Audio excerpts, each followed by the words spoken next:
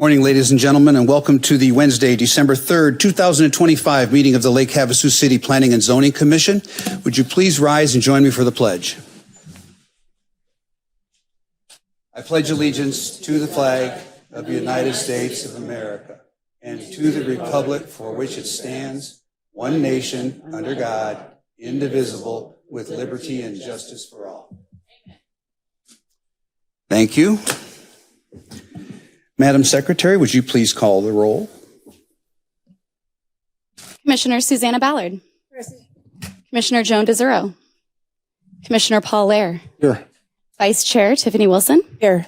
Commissioner Lonnie Stevenson. Chair Jim Harris. Here. Commissioner Gabrielle Medley. Commissioner Mary Costa. Commissioner J.P. Thornton. Here. Commissioner Phil Annette. Seeing that we have two absences, would Mr. Annette and Mr. Stevenson please come to the dais and be seated?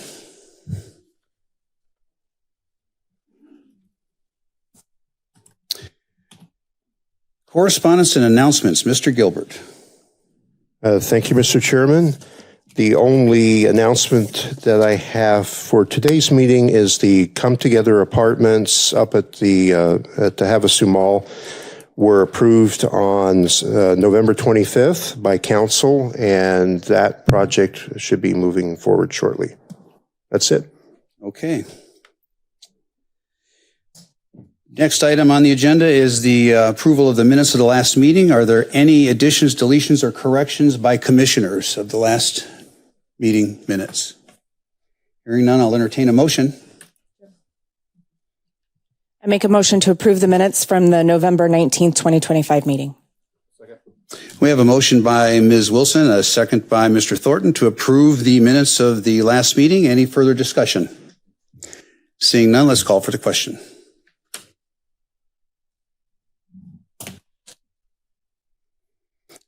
The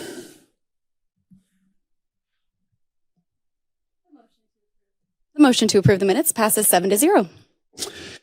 Okay, let me just start by saying that this is a public hearing and there is a structured order to this proceeding. The city staff will present each item. There will be time for the commission to ask questions of the staff, and then the applicant will have the opportunity to present their case to the commission.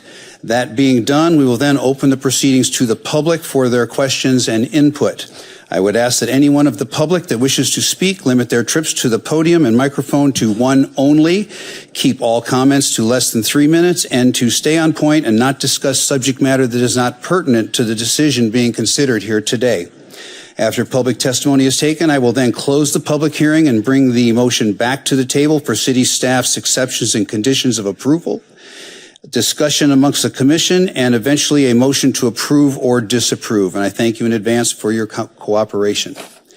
The first item on today's agenda is ID 25-4967. This is a request for a major general plan amendment revising the future land use map designations for 1040 McCulloch Boulevard North, meets and bounds parcel 107-15-015, 90.5 acres from open space and park, OSP, to commercial mixed use, CMU, resort residential, RE-RES, and resort related island, RE-ISL. Mr. Gilbert, your presentation, please. Thank you, Mr. Chairman. Good morning, commissioners, members of the public. Before I get started with the staff report, I would like to point out that a correction was made to the city council meeting date at the end of the staff report, which was placed online, which incorrectly stated December 9th. The correct date is January 13th, 2026 for council consideration of both hearings tonight. We're here today to receive public comment on a proposed major amendment to the Lake Havasu City General Plan. This is the second of two required public hearings, the first having been held on October 1st, 2025, at which comment was taken but no recommendation was made. As a reminder, the general plan serves as the city's long-range advisory guide for land use and development, a 30,000-foot framework that provides direction but does not grant entitlements. Any zoning action which would grant entitlements must conform to the general plan's land use designations, or the plan must be amended, which is the case before us today. Additionally, Arizona state statute requires cities to establish processes for both minor and major amendments to their general plan. This ensures there are opportunities to make adjustments or address new community needs that may arise over the 10-year period that the document is active. Under both the Lake Havasu City General Plan, Arizona state law, any amendment involving property over 40 acres in size and located outside the city's original platted area must be processed as a major amendment. This triggers a more extensive public review process, including 2 public hearings and formal notification to affected agencies and stakeholders. The subject property is an approximately 90-acre parcel located on the south side of the island, south of Beachcomber Boulevard, and situated between the Nautical Beachfront Resort to the east and the Islander RV Resort to the west. To the immediate northwest of the property is the Nautical Estates condominium development and island storage and marine. This property was formerly operated as a golf course on leased state land until it was abandoned by its operators. Following abandonment, a developer petitioned the Arizona State Land Department to initiate a sale. In response, the state of Arizona held a public auction in September 2023 at the Mojave County Courthouse in Kingman, where the current applicant, not the original petitioner for that, successfully acquired the parcel. Currently, the general plan designates this parcel as open space and park, consistent with its historic use as a golf course. However, this designation does not support future development, which is why the applicant is requesting an amendment. Property is currently zoned golf course, again reflecting its former use. This zoning does not accommodate the proposed mixed-use development either. The proposed general plan amendment, when we showed the map earlier for the existing land use that does not meet their needs, this is the proposal for what would meet their project needs. The applicant is requesting to amend the general plan future land use map to the following categories: commercial mixed use in the northwest portion of the site, resort residential in the central portion, and resort-related island designation for the, southern but also partly eastern portion. That's in the green on the map. These categories all support the uses proposed in the plan development rezone application, which will be considered following this hearing today. Furthermore, no comments were received from outside reviewing agencies, and the proposed amendment is in conformance with many goals and objectives of the general plan. The applicant has also provided a document that describes how they intend to meet additional goals and objectives of the general plan through their efforts. That was an attachment to the staff report that was placed online.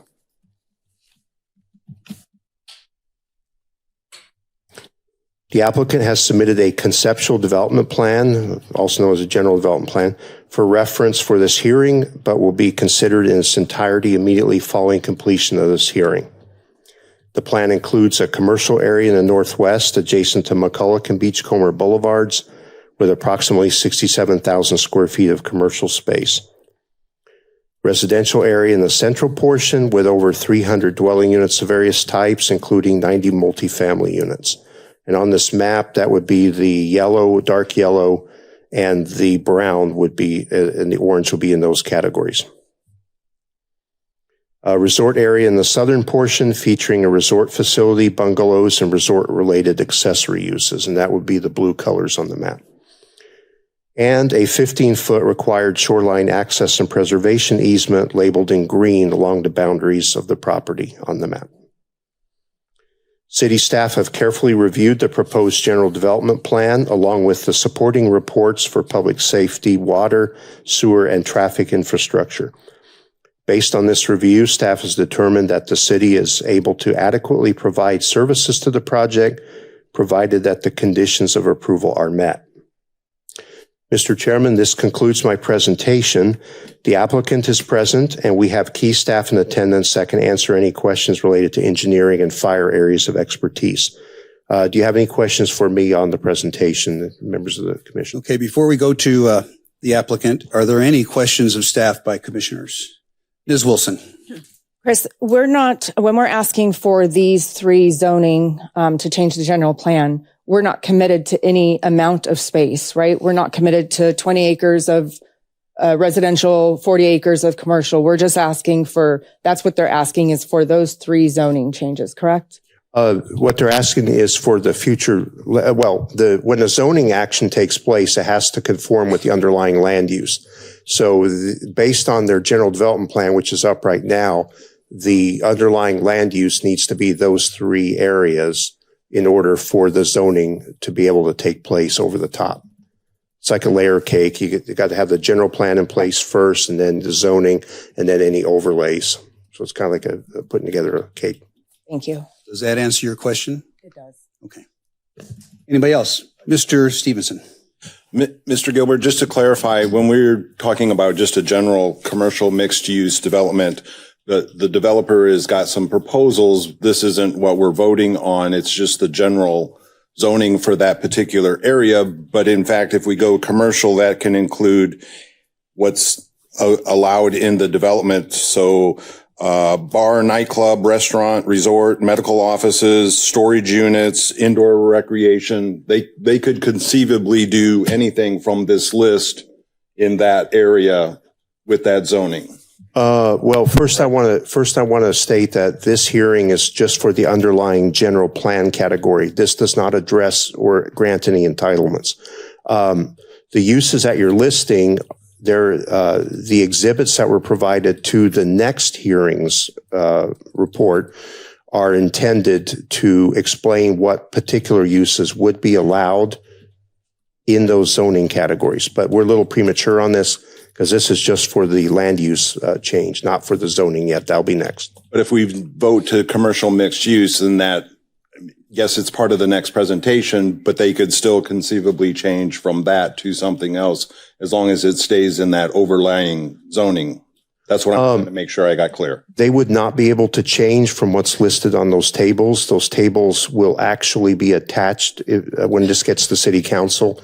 Any ordinance approving the project will contain those as exhibits, and they will be tied to what it shows on those tables. Okay. They will not be able to deviate without going through a public hearing process. Perfect. Thank you. Any additional questions, anybody? All right, hearing none, is the applicant present? Would you like to come forward and make a presentation? Please state your name for the record. David Megdal. Would you please spell your last name? Megdal. Thank you. Good morning, Mr. Chair and members of the Planning Commission. My name is David, and I'm here representing Falcon Eye Ventures, the applicant and project developer for the proposal before you today. We appreciate the opportunity to present this project, and we want to thank staff and the community for their time, feedback, and engagement throughout this process. From the very beginning, our goal has been to create something that enhances Lake Havasu. This project is rooted in long-term commitment, thoughtful planning, and community compatibility. To bring this to life, we assembled a team of highly respected professionals who are experienced in Arizona development, entitlement, and public engagement. Zoning attorneys John Berry, Michelle Hammond, and Cassandra Aries from Berry Rydell, community outreach Susan Bittersmith, Prescott Smith from Technical Solutions, architecture Jeff Brand, George Malera, and Lucas Hendricks from Nelson Partners, landscape architecture Brandon Sobiak, Dig Studios, civil engineering Ali Fakik from Sustainable Engineering Group, and traffic engineering Jamie Blankman from Lokahi.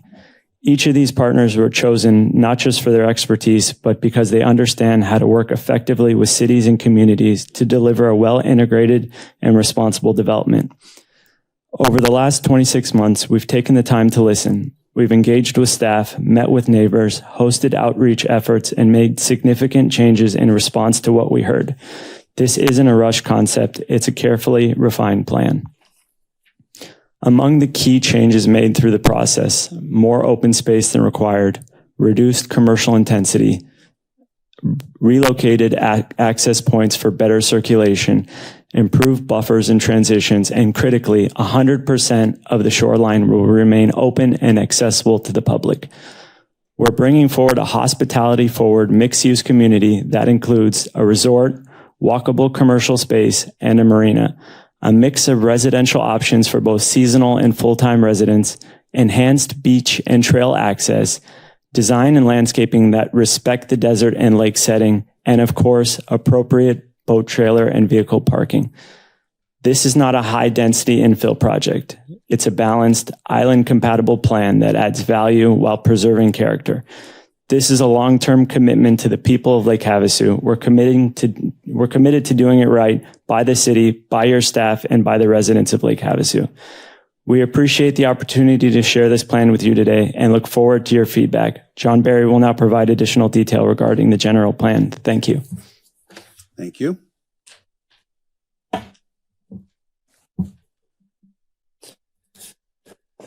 Mr. Chairman, Vice Chair, members of the Commission, John Barry, 6750 East Camelback Road in Scottsdale.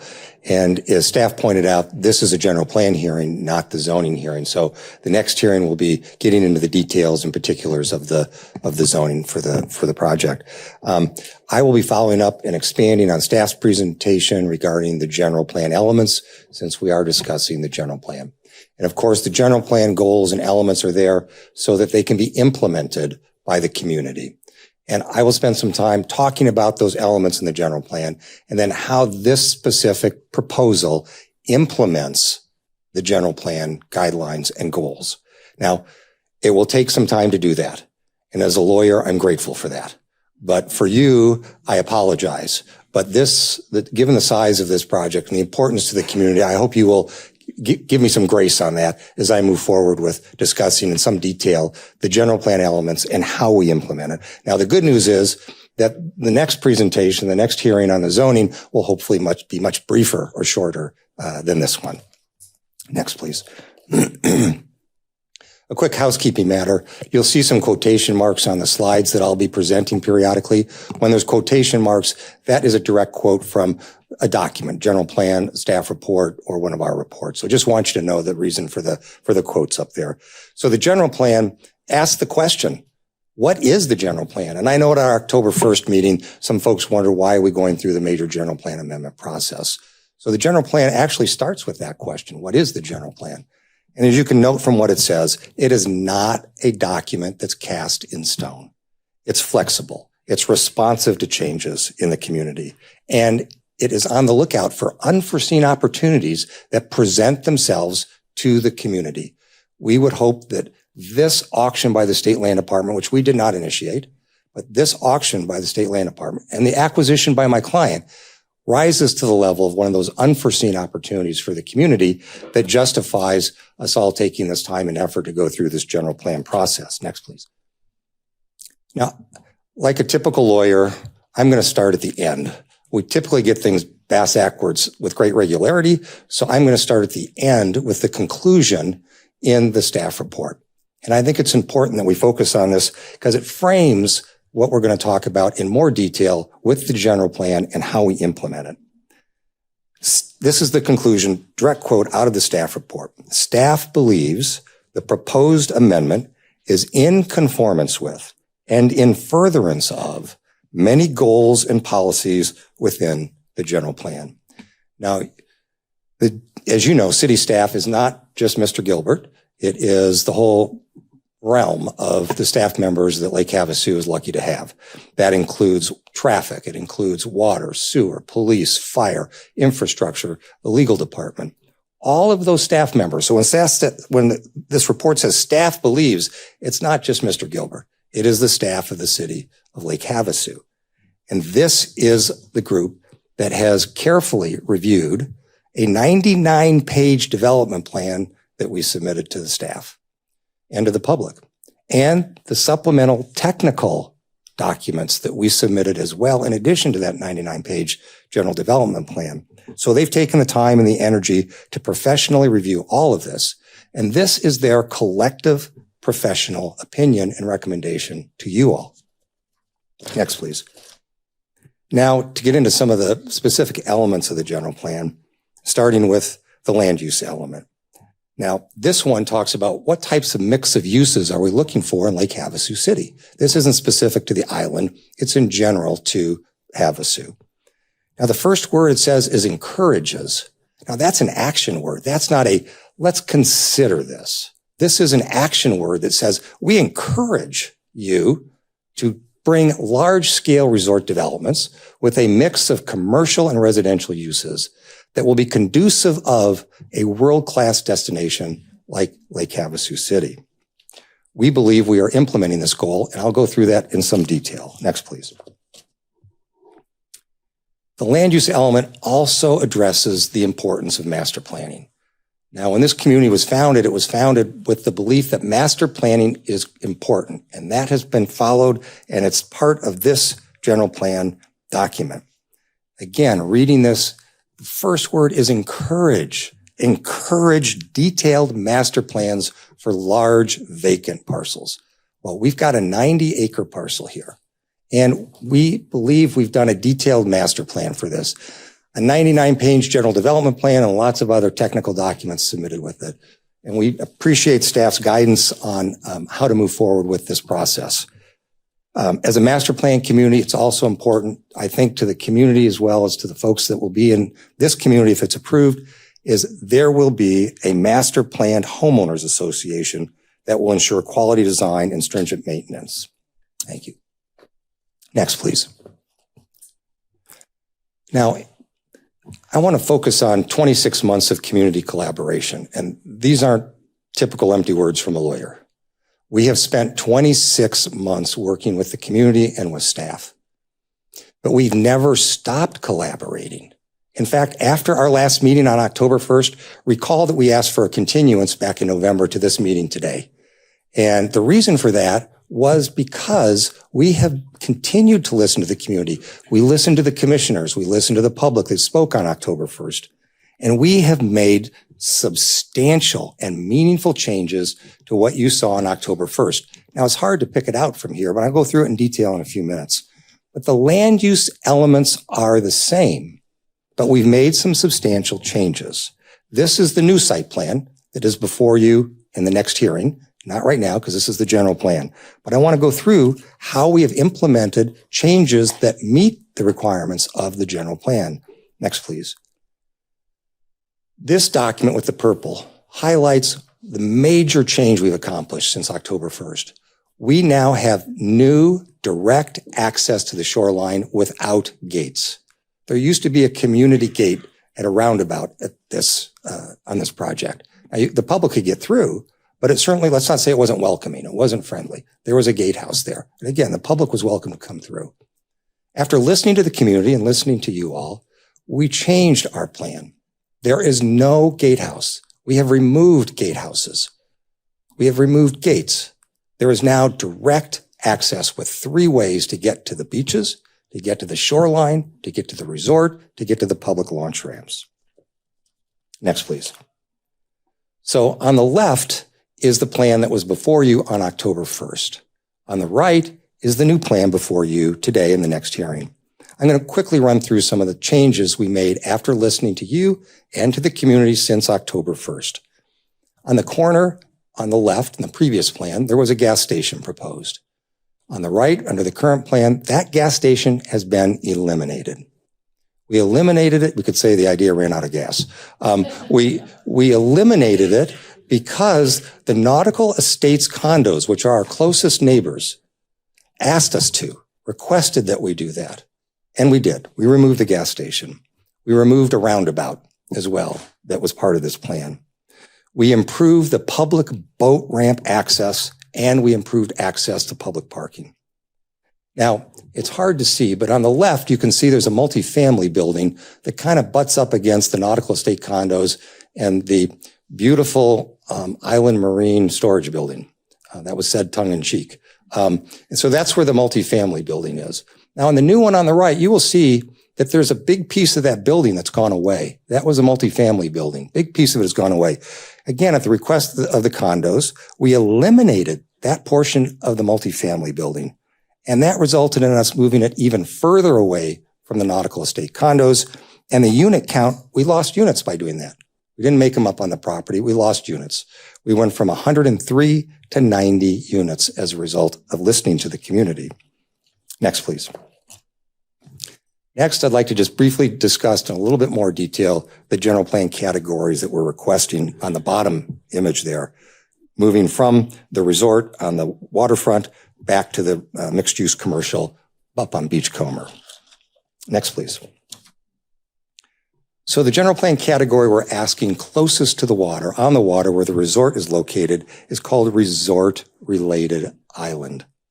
Now, this is identified as being primarily for resort residential uses and a hotel. Clearly, we comply with that definition. Next, please. As we move inland, resort residential is the general plan category. Now, the general plan says this is for mixed use and resort residential development. And it identifies some characteristics that this area should have. It says resort residential is encouraged. And again, there's that word encouraged. It doesn't say considered, maybe, let's talk about it. It says encouraged primarily on the island and along the shoreline. Again, we are implementing this designation. Next, please. Now, the same designation then goes on to say this category in the general plan is a little different. We want you to do something different with this category of the general plan. This is an opportunity to break the mold, to be bold and creative with this. So it says it provides opportunities for innovative resort and mixed-use development that differs from the historic residential pattern in Lake Havasu. We have tried to do that with this particular general plan category and implement that. Next. Finally, in terms of the general plan designation, is the commercial mixed use up in the corner of the site up on Beachcomber. Now, the general plan says that this should include shopping and services such as grocery stores, banks, gas stations. Now, that's in red because that's no longer part of our proposal anymore. And personal services while supporting uses such as higher density residential. So that is the proposal. Now, just as an aside, when we were doing our public outreach, which again, there's a requirement for one community meeting and we did two. In both of those meetings, we had folks that came up to us from the island and people that visit the island, but predominantly from the island who said, we love seeing this mixed use up here. We're tired of going over the bridge. Hopefully there'll be 2 bridges soon, but going over the bridge for our simple necessities. We'd love to have things on the island so we don't have to travel so far to get those needs met. Next, please. Now, the general plan land use element talks about shoreline access. If there's one thing we have learned in your community is the importance of shoreline access. We've learned a lot more, but if there's one thing that really stands out, it is the desire for shoreline access and the importance of this site for shoreline access. How are we implementing this? Now, before we do, a little bit of background as we consider the shoreline access issue. This property has never had legal public access to the shoreline. And there's some beautiful beaches on this property. It's not like the north side of the island where it's all beautiful beaches, right? You've got the bluffs, you've got some rough terrain on this property, but there's some great beaches there. None of those beaches or the shoreline has ever had legal access to them. We're going to change that. Next, please. That's a major reason why we made this change to the site plan after October 1st. Again, these are the 3 now ungated direct access points to the shoreline. So to summarize, how are we going to implement this shoreline access? Number 1, you saw that map with those purple lines showing the new ungated direct access. That revised site plan creates better, direct, ungated vehicular, pedestrian, and bicycle routes through our community to the resort, the public beaches, and the shoreline. Number 2, we'll create new public beach access to those beaches. We're going to enhance them and celebrate those beaches. We're going to have a new public boat launch and new public parking with a substantial number of trailer parking spots as well for the public. And finally, the resort that will anchor this proposal will create new public access for the community, not only to the beaches, but lots of fun things to do down there with the resort. Next, please. This is just a graphic which was in your staff report, which shows the 15-foot public access easement along the shoreline. And again, unequivocally, trust me, I'm a lawyer, 100% of the shoreline will be 100% of the shoreline will be accessible to the public. Next. But it's not just the shoreline that's accessible. It's those beaches and the public boat ramp. It's all of that as well. It's not just the 15 foot along that rough terrain in the community. It's the beaches, which have never had legal public access. So those changes comes to about 5.5 acres of publicly accessible, usable shoreline and beaches for the community. Next, please. I want to show you just a few images that show how the public can, and we hope will, enjoy not only the new boat ramp, but these beaches that are near the boat ramp as well, and the resort. So you can see here the new boat ramp. You can see the resort in the background and the existing beaches that are there as well. Go to the next one, please. Again, more images of the beaches and the resort in the background. Next, please.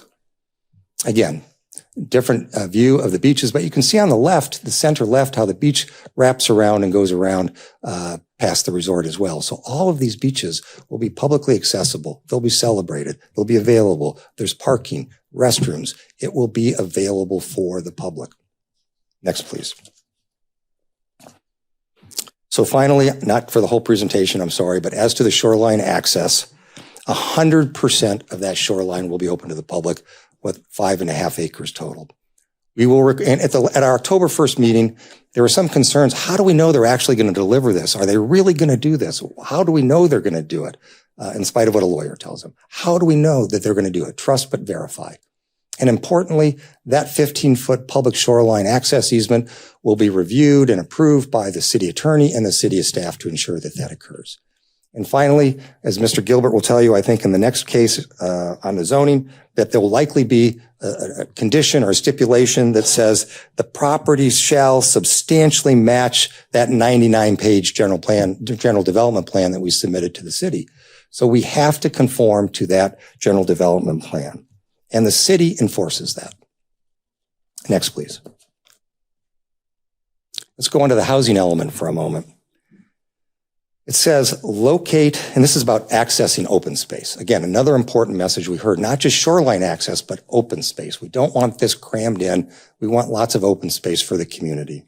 But the general plan housing element says locate housing developments and incorporate adequate open recreational space on site for use by residents. How are we implementing that? Next, please. Let's talk about open space in general. Now, this is a 90-acre parcel.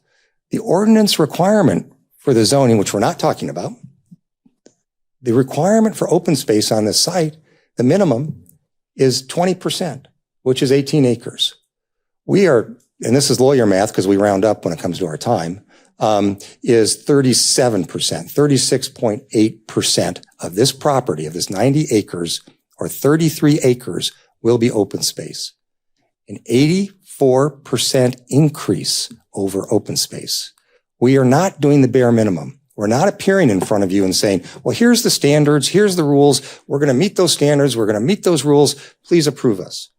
That is not how we want to bring forward a project in this community, build in this community, and be a part of this community by doing the bare minimum. We want to do better. We insisted on doing better, and we hope that this is better by doing 84% more open space than required. Next.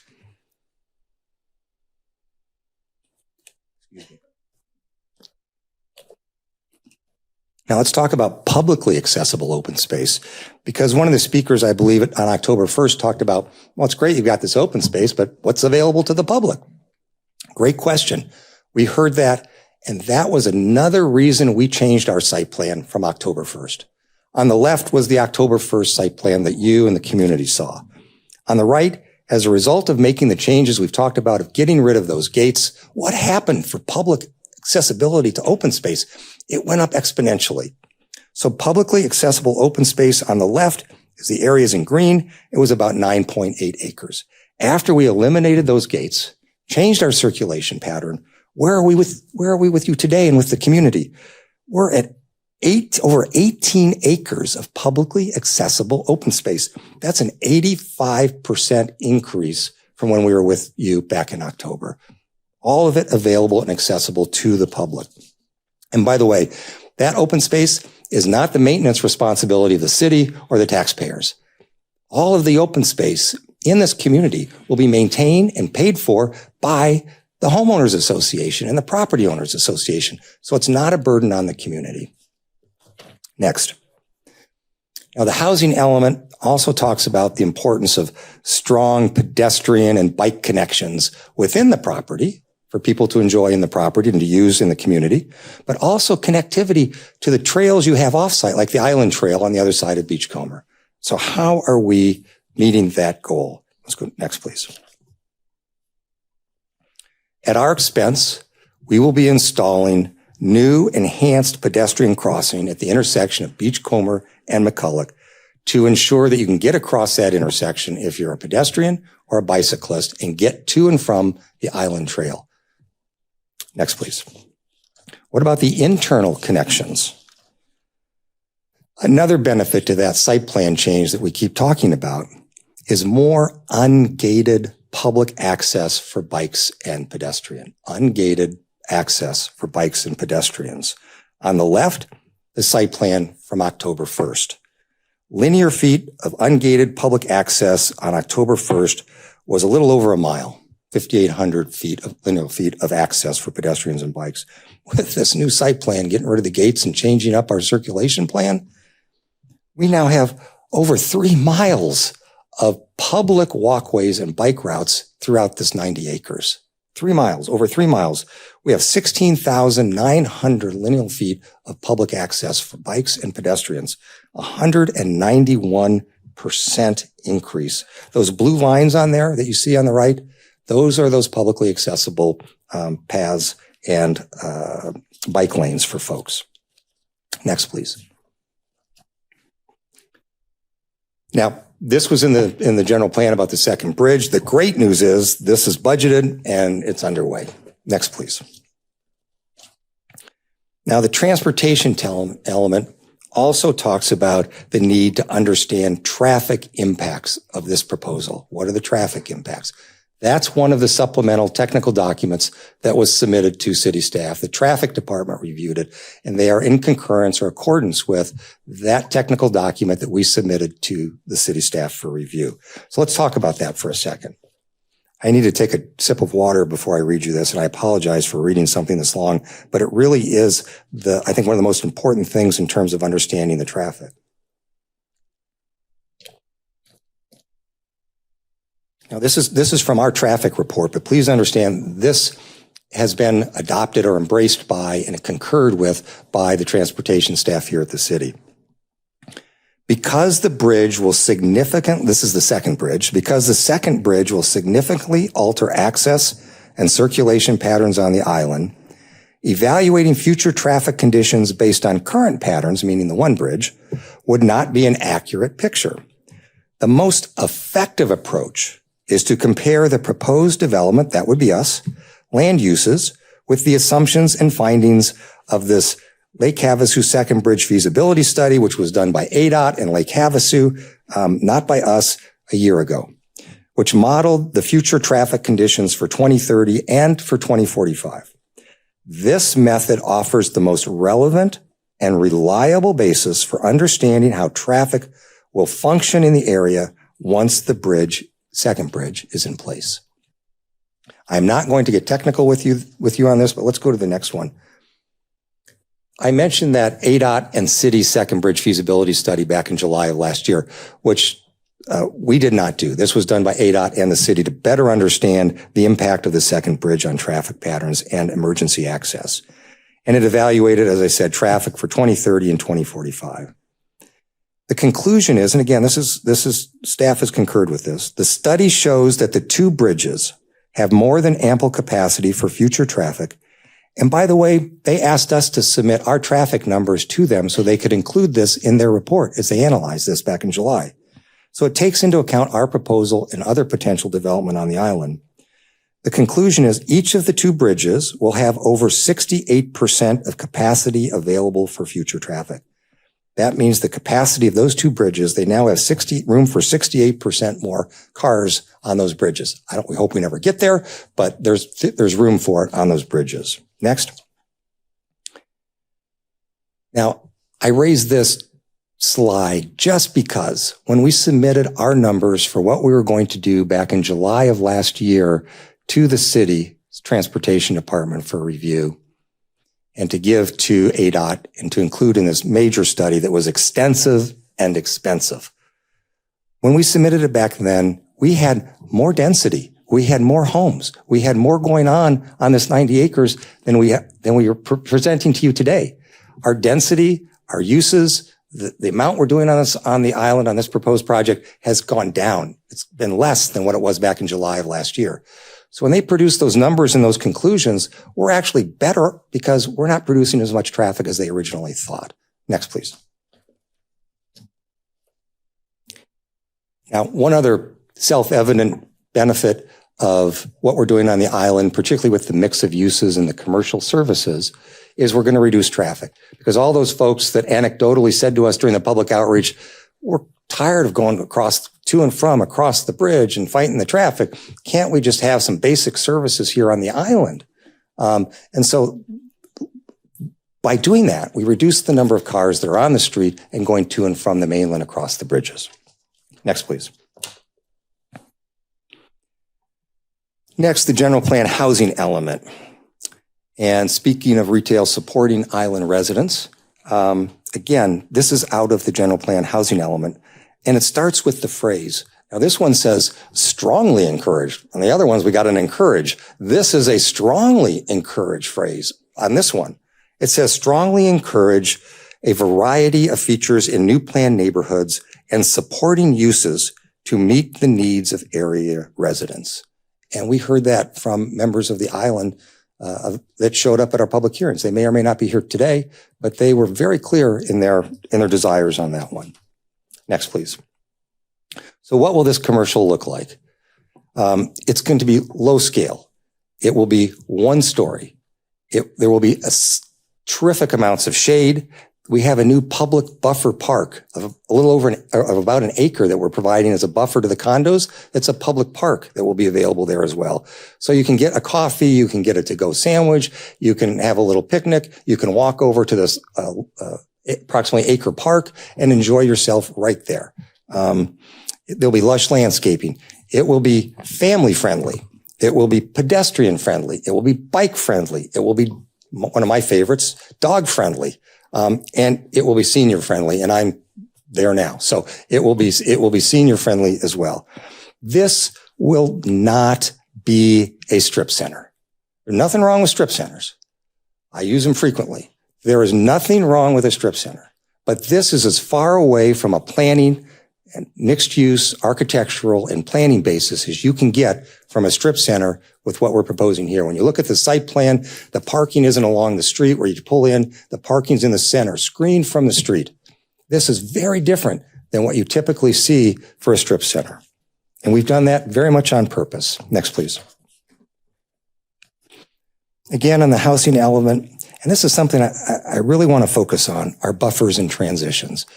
Because you have heard and have lots of correspondence from the Nautical Estates condos and from others about appropriate buffers. And the general plan addresses that.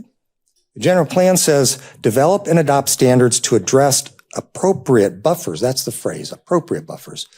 Appropriate buffers and transitions adjacent to homes. How have we reacted? How have we responded? How have we collaborated? Next, please. We've used 3 techniques here.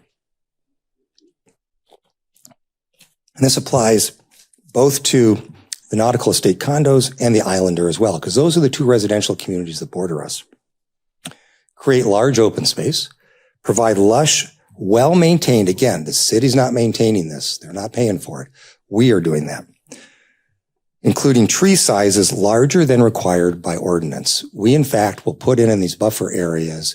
When we plant them immediately, they will be larger than the caliper size required by the city's ordinance. So we're going to plant more mature trees immediately adjacent to our neighbors. And we utilize significant building setbacks. Next, please. Let's talk about the trees for a second. So you can see in the upper left is the Nautical Estate condos. All those purple trees are the larger trees that are larger size than required by the city's ordinance to plant. And you can see the number of trees we've planted there, tongue in cheek, the rainforest of Borneo. So this is significant landscaping and tree sizes that are larger. You can see we did the same with the Islander. Now you can also see with the Islander, there are no homes that back up to the Islander there. You can also see with the Nautical Estate condos, there is nothing that is adjacent to them. There is that large, almost 1 acre park before you get to any of the buildings. Next, please.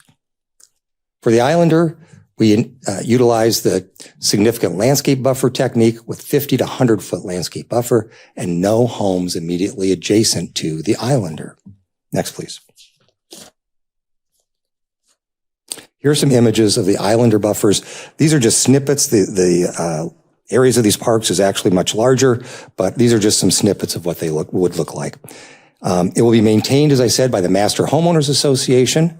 And as a result of these changes to our site plan from October 1st to now, this area is now open to the public, to people that walk past it, the people that ride their bikes past it. People can use these. Before, these were not accessible to the public. Next, please. Another image, and you can see the Islander units across the fence to the rear of the photo or of the image there. Next, please.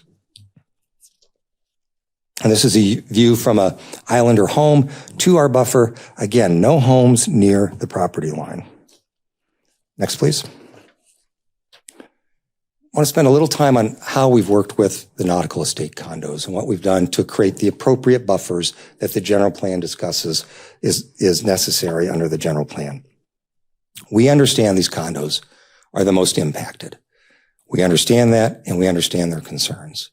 We've had multiple Zoom calls, conversations, emails with folks from the condos.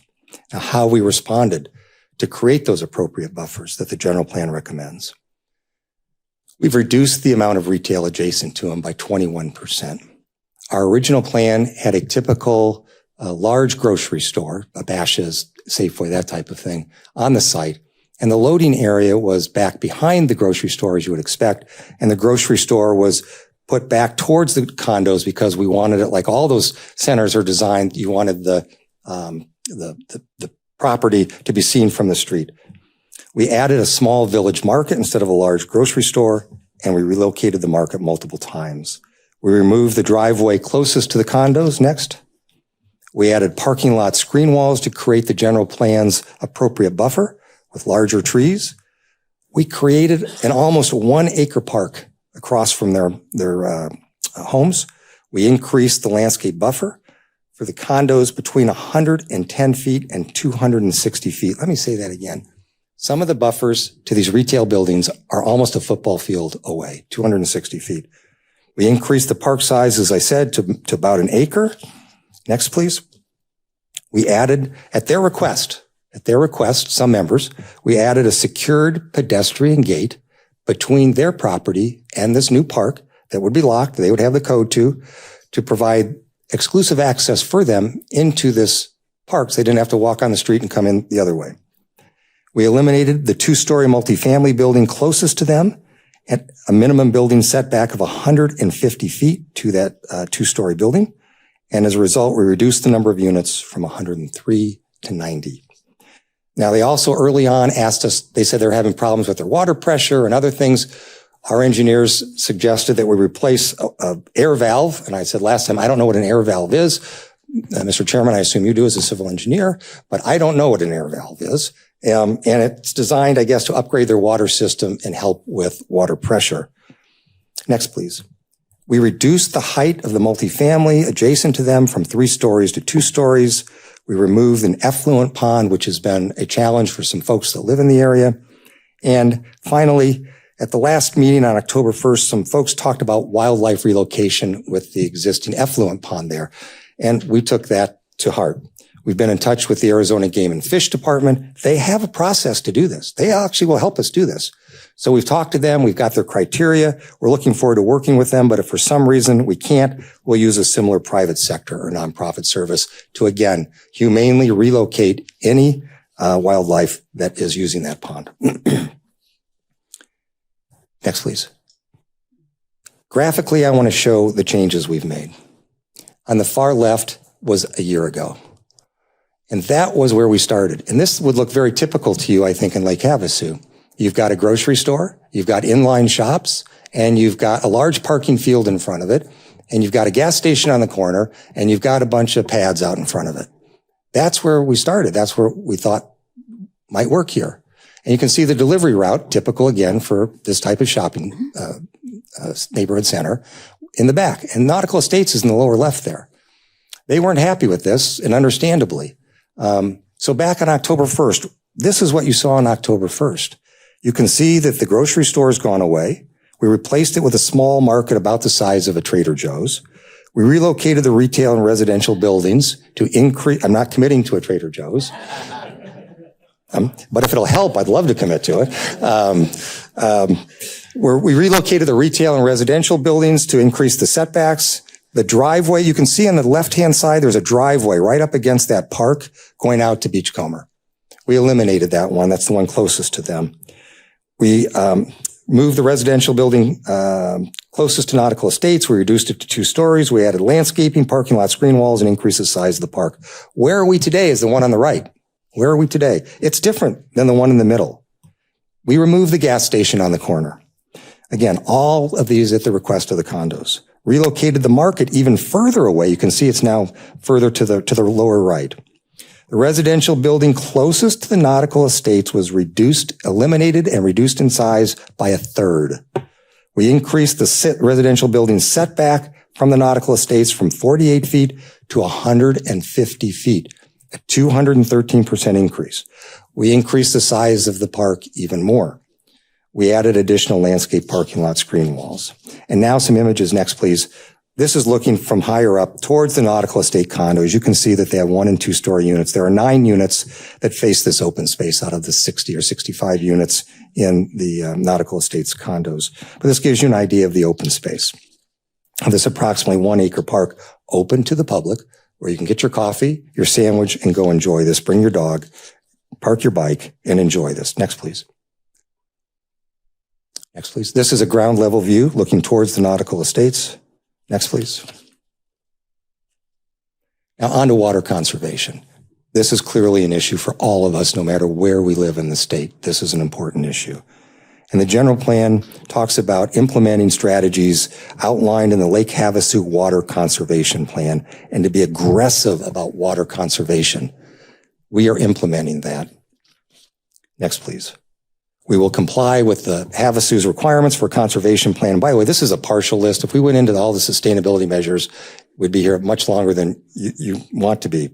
We're going to do things such as installing automatic meter reading and advanced metering infrastructure technology for leak detection. I know the city is doing some of that in their own lines right now and upgrading their facilities.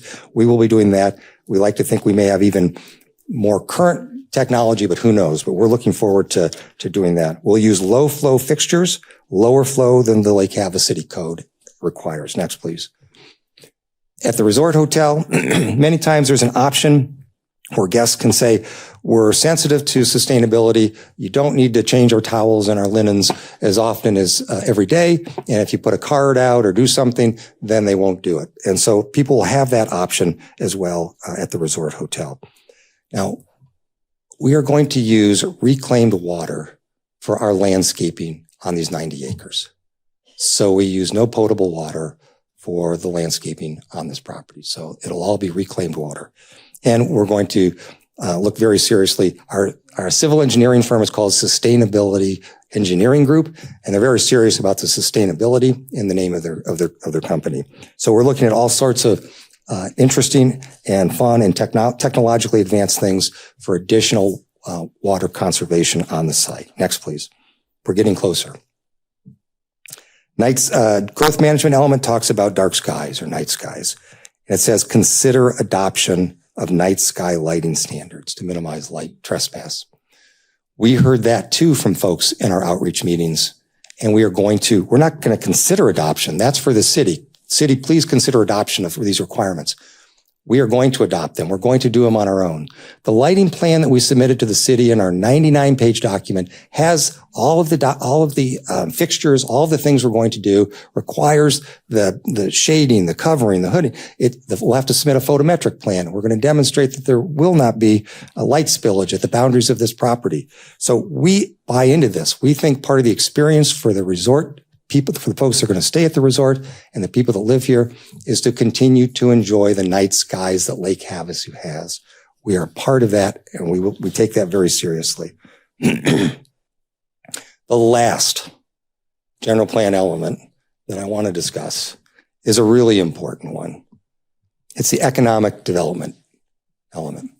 Havasu has an amazing community, but without fiscal responsibility, growth paying for itself, it becomes more difficult to maintain the quality and the future that you want for your community. So the general plan recognizes that. And it says continued expansion of the tourism and service commercial sectors is critical. It says critical. It doesn't say important. It doesn't say we should consider it. It says it's critical to the economic health of the city. That is no newsflash to anybody in this room, but it's nice to see it in the general plan. Next, please. We had Elliott Pollock and Company do an economic and fiscal impact analysis back in May of this year. Let's talk about the economic impact of this proposal. New construction-related jobs will be approximately 3,200 jobs. The new annual jobs, now these are annual jobs, not just one time. The construction are one time until it's constructed. On site, the 90 acres, they anticipate about 308 new jobs. Now, the direct and indirect jobs generated by this proposed project, if it's approved, is 870 throughout the Lake Havasu economy. Next, please. And finally, what's the new tax revenue to the city? Are we going to pay for ourselves? Does growth pay for ourselves? What are we contributing to the economic and fiscal health of the city? The construction sales tax revenue alone is estimated to be almost $9 million. That is a one-time fee paid to the fees paid to the city. What about annually? Every year, what will this generate? Well, you can see the state, no surprise, gets the largest cut of it. The county gets their piece, which is $1.3 million. Lake Havasu City annually will generate $2.8 million a year to Lake Havasu in new tax revenue. What about the school district? Very important. And I know the pride that you all take in your school system here, appropriately so. The school district, $1.1 million new dollars a year. I don't know how many school kids this will actually generate. I don't think it'll be a lot, but my guess is this will be a clear net benefit to the school district with this proposed project. Now, the total annual economic activity to the community, when you look at the direct and the indirect benefits, is approximately $91 million a year when you look at the economic impact of salaries and to small businesses and bed tax and the other taxes. And you look at that throughout the ripple effect through the economy every year, it's about $91 million a year. In conclusion, Mr. Chairman, Vice Chairman, members of the Commission, in conclusion, I want to end where I began, which was the end, and quote from the staff report, because staff talked about some elements of the general plan, and to your chagrin, I went through in great detail many of the elements of the general plan and how we implement that. So I think it's fair to come back to this conclusion.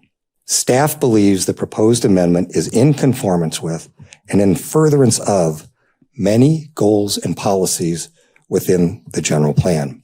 And as you know, that staff is not just planning.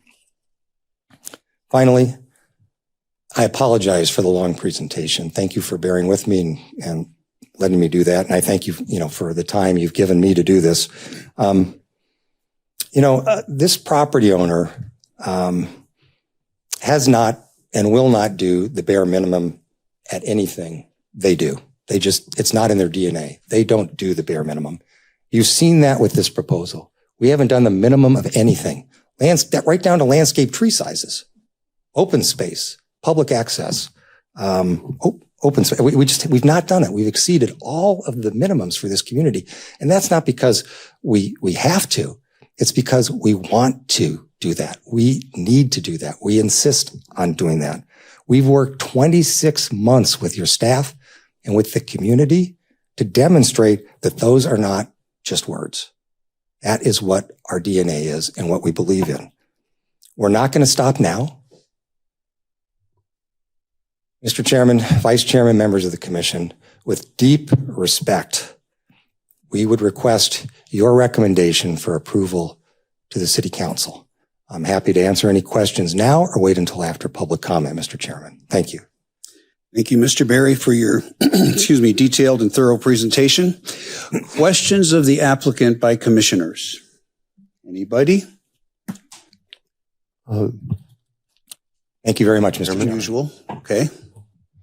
Mr. Chairman, Mr. Gilbert. if I may, I would like to address 3 items following his presentation, so these items are clear. Please do. First of all, the 99-page development plan is the vast majority of that's going to be addressed through CC&Rs and deed restrictions. They will be privately enforced.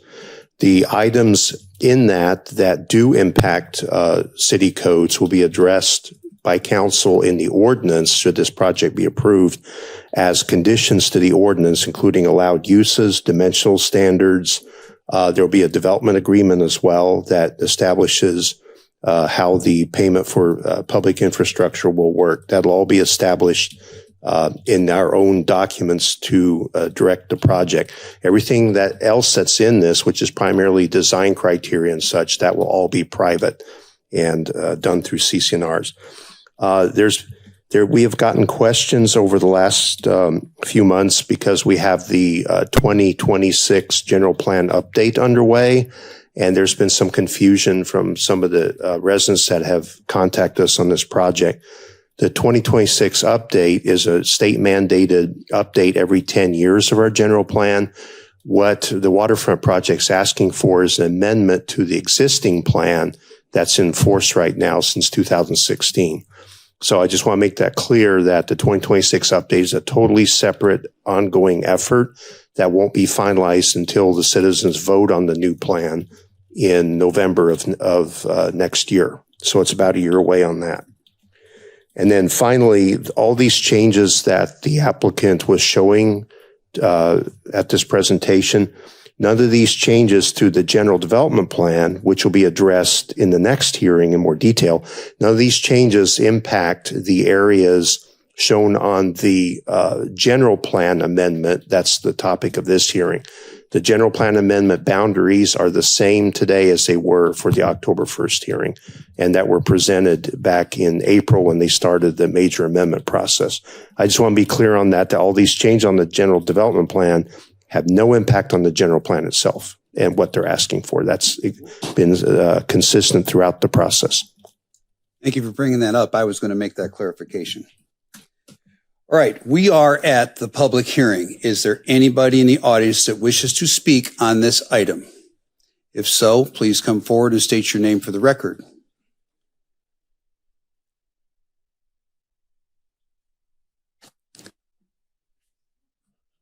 My name's Emiliano Torres. I'm a resident. I'm also a member of the steering committee that's putting together the new general plan, and this just totally boggles my mind that a general plan can be changed so easily.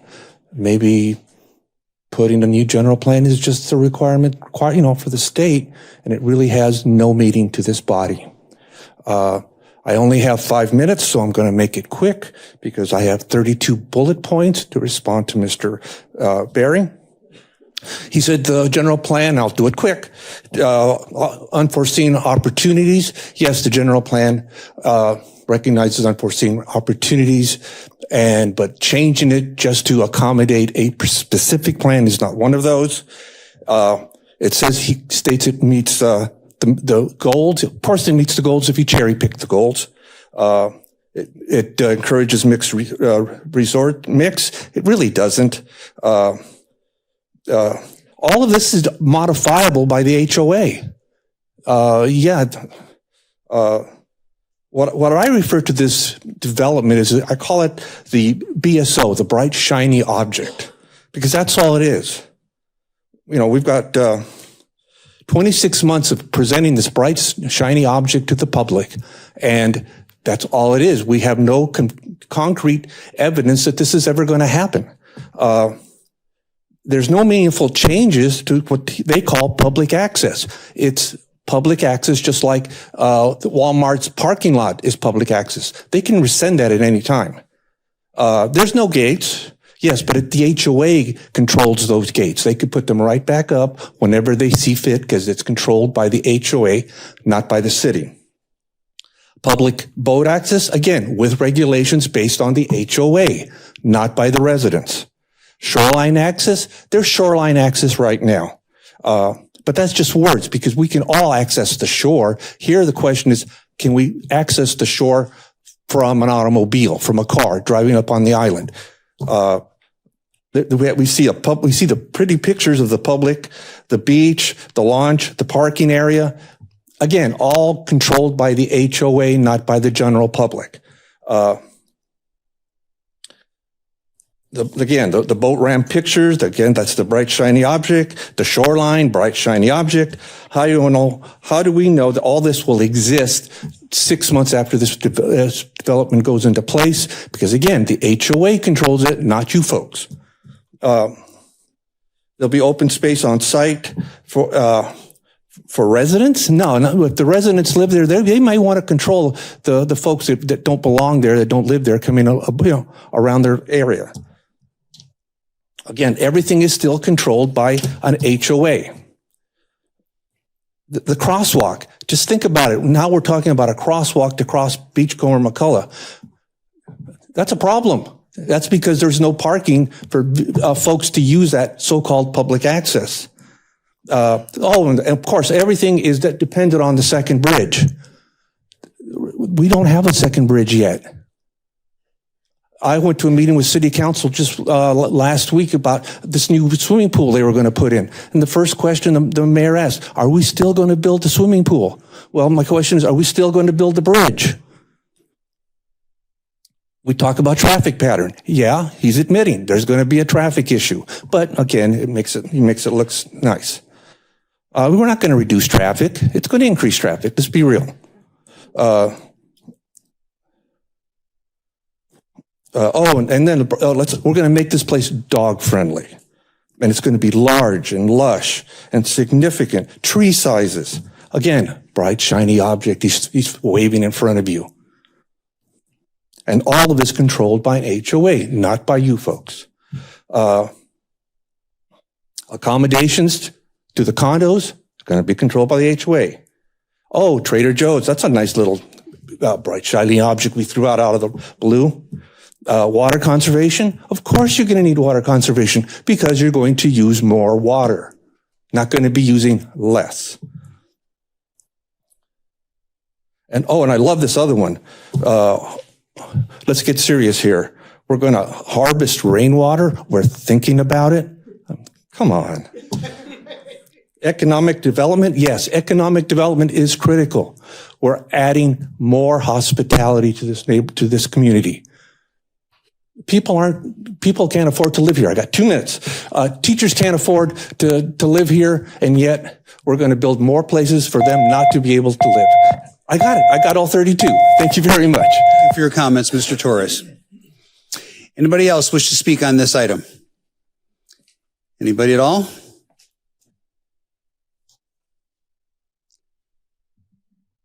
Good morning. I'm Mark Monson, M-O-N-S-O-N. I've been a 4-year resident on the island.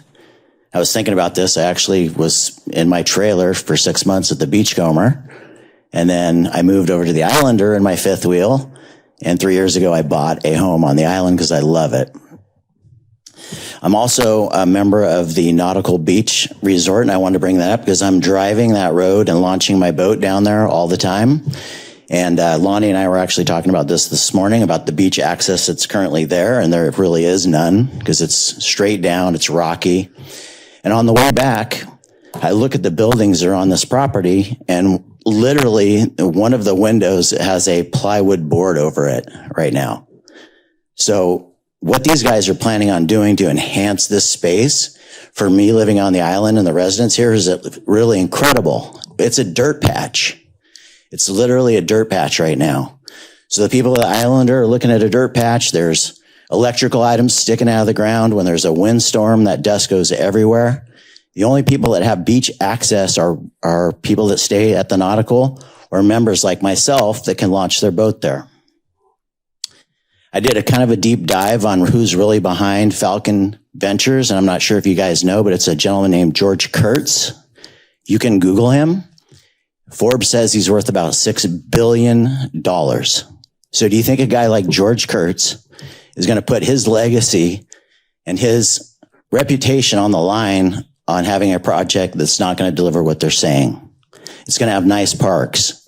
They've addressed all the concerns that I can even think of about public access, nice tree. I mean, the trees are an enhancement. All that's on the property now is literally dust and palm trees. So I highly encourage you to Google George Kurtz. It's Kurtz. He just bought the Scottsdale Corridor in Scottsdale, which is a phenomenal property already. And he's going to enhance that. This guy knows what he's doing. Is he actually going to have a home? Is he going to have a home in the new development, do you think? Okay. So now we have a billionaire living in a brand new subdivision that he's going to create. Do you think he's going to cut any corners? I don't think he's going to cut any corners. I think this is going to be phenomenal for everybody here and on the island, and the economic impact. New restaurants. Who knows? Maybe like a Mayo Clinic Hospital is going to see that $300 million is going to be invested in the island, where that money could have gone anywhere else in this country, right? These guys chose Havasu, our city. It's going to create the taxes. And sure, there might be a little bit more traffic, but I have confidence. I talked to the mayor, and he said that the funds are already there for the bridge. I'm not too involved with the bridge, but he says the funds are allotted for the bridge, and it has to be spent. So traffic with that other bridge is not going to be the issue here. So I don't really understand what the issue is here. We have dirt that everybody looks at, looks horrible. We have boarded windows on that property. It makes it look like our city's going bankrupt. If you go out there, it's bad. Like I said, this puts us on the map. I would love a Trader Joe's. I can't even believe he said that. I had that on my mark. I would love a Target. Wouldn't it? We all like a Whole Foods. Well, $300 million coming into this community. Maybe we can get those things right now where we haven't been able to up to this point.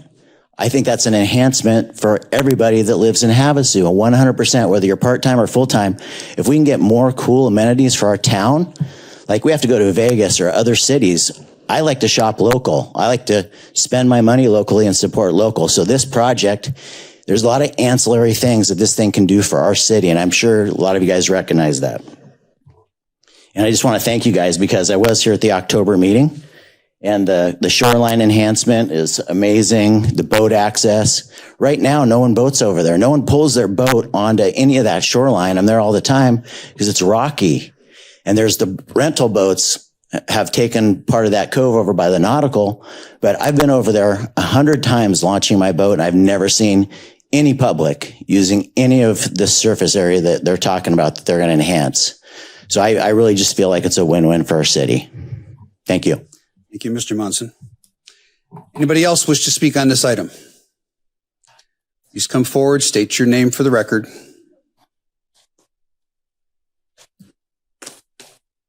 Good morning, Commissioners. My name is John Parrott. I live at 2490 Lima Drive. I'm in the commercial real estate business, but I have no financial attachment to this project. I've lived here for 50 years, and I've always been a supporter of quality development for the community. Mr. McCulloch told me once that this was going to be Palm Springs with a lake, and I believed him and moved here. I'm a supporter of this project, and I think we should, demand quality developers. From the limited research that I've done about this company, they are involved in a lot of quality developments in Scottsdale. The person who makes the best deal in real estate is the one who listens to the other party, puts himself in his head and figures out how to work things out. And obviously from this presentation, this developer has listened to the residents and he's made a lot of alterations in the way they plan to do this. So that, to me, that indicates a very quality developer. I really am a supporter of the beach access, waterfront access. I agree that if there was a big camera up in the sky, we probably wouldn't see very many people who have been using this beach. And, this development probably will promote more of that. I read a Facebook post that, the citizens of Lake Havasu own the island. And a little history here, and Mr. Harris will correct me if I make any mistakes because he's been here longer than I have. But Mr. McCulloch, Lake Havasu City, the citizens of Lake Havasu have never owned the shoreline of the island. When McCulloch bought the property that he bought, that land was all owned by BLM. BLM traded that land to the state land department. So there is no ownership of those, the shoreline properties. It's all owned by the state land department. Their duty is to get the most money out of that land to support education in Arizona. Our city has over the years always worked closely with the state land department. They control so much property around us that it's in our best interest to be in their good graces. The McCulloch did own the land in the center of the island, which was the old airport. In the early days, and I don't even know when we incorporated, if we had a general plan, but everybody always thought the island was going to be commercial and resort. That's the way it's been now. I know it's zoned open space, but back in the old days, they used to zone that property agricultural, so they didn't have to pay as much taxes on it. But that was never the planned use for it. I agree with the attorney's presentation. I'm going to go quick here. A lot of construction jobs, future employees, tourism, realtors and mortgage lenders are going to benefit, school tax revenue, city tax revenue. And the last gentleman made a really important point. This is really an ugly property. I don't think anybody walks on the property because it's dangerous. When we used to do the balloon festival on that property, the second largest number of accidents was people falling and twisting their ankles. So an improvement here is really good for the city, and I encourage you to make this general plan amendment, and I also support the rezoning. Thank you. Thank you, Mr. Parrott. Anybody else wish to speak on this item? Please state your name for the record. Good morning, Chair and Commission members. I'm Andrea Hellert. I'm the CEO at the Lake Havasu Area Chamber of Commerce. I first want to say I'm a resident here. I was born here in 1977, so a longtime resident watching our beautiful community grow over the years. But today I'm actually speaking on behalf of the Chamber, as well as our building industry community. I speak on behalf of the businesses that we serve. And we're here to support the rezoning requests before you today. These rezonings represent more than a land use adjustment. They represent a substantial long-term investment in the future of Lake Havasu City. The scope of the project really brings significant private dollars into our local economy, fueling job creation, supporting local contractors, and providing new opportunities for both established and emerging businesses. Investments of this size signal confidence in our city's future and create the momentum needed to keep our economy strong and diverse. The economic benefits extend well beyond the construction phase. The project will support new jobs, just as John had suggested, increased tax revenues. I love that he pointed out the school benefits because, as you know, I'm an educator and that means a lot to me personally. Each component of this development strengthens the foundation for the continued growth and the positions of Lake Havasu City as a community where businesses want to invest, families want to stay, and tourism wants to come. Importantly, the multitude of development also introduces much needed amenities for the island residents, as the gentleman suggested just a bit earlier. Addressing community needs that have been voiced and enhancing available services, improving convenience, and creating new spaces to gather, shop, and enjoy.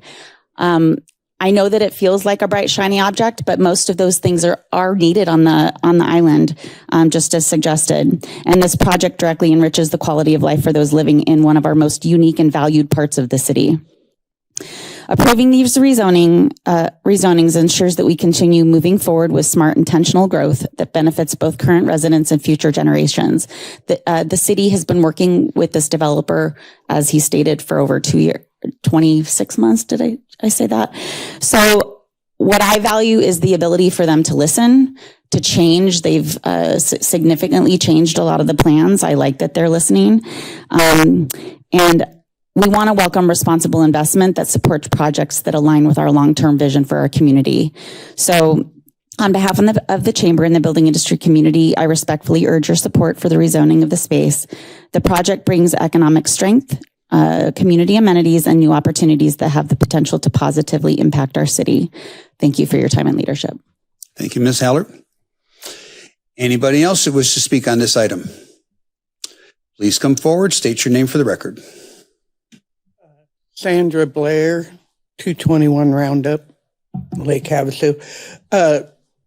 It all looks good. I'm a little concerned with how much improvement you guys have been okaying for our water around here. One time we're saying water conservation and you shouldn't wash your car, you shouldn't.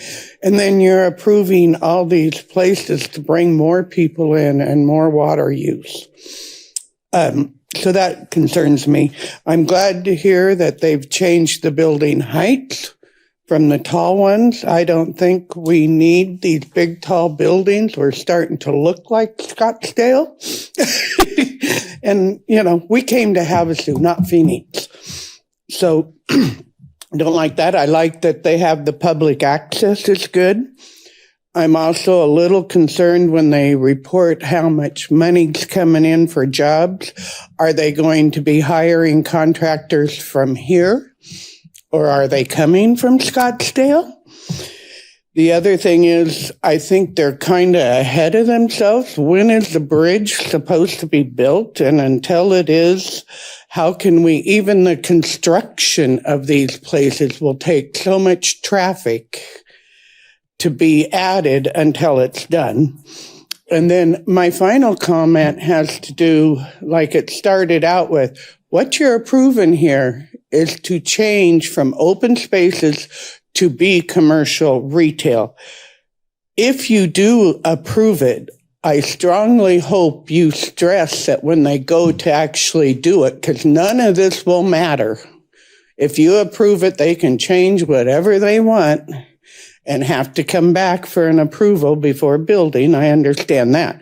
But I hope you're as conscious about what they're going to do there is what you are on changing it. It all looks good. But like the one guy says, it can be changed. As soon as you approve that, then they can start doing what they want and play around. So kind of take that into order and be very conscious when the final plans come through. Thank you, Ms. Blair. Anybody else wish to speak on this item?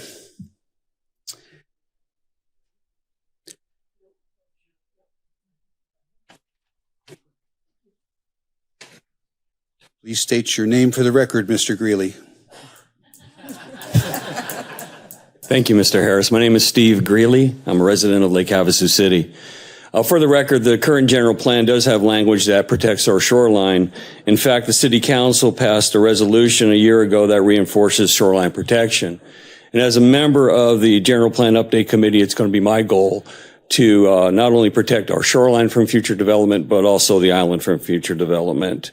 A new general plan, as discussed, will be voted on in less than a year from now. So why vote on anything to approve a general plan amendment when a new general plan is just on the horizon? I ask you to vote no on the the major general plan amendment. This would be the right thing to do for the island and for Lake Havasu City. Thank you for your time. Thank you, Mr. Greeley. Anybody else wish to speak on this item? Please come forward and state your name for the record.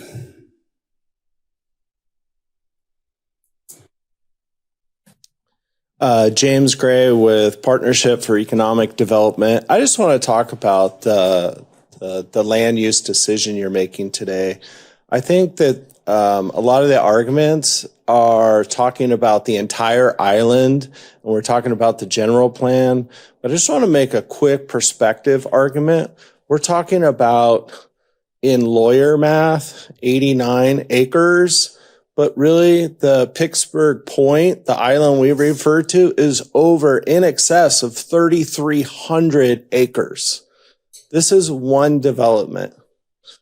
So I have a lot more to say on the rezone, but I just want to put that in perspective, that we keep saying we're going to lose the whole island. We're talking literally 90 acres of, as one gentleman said, a failed golf course. Thank you. Thank you, Mr. Gray. Anybody else? Please come forward. State your name for the record.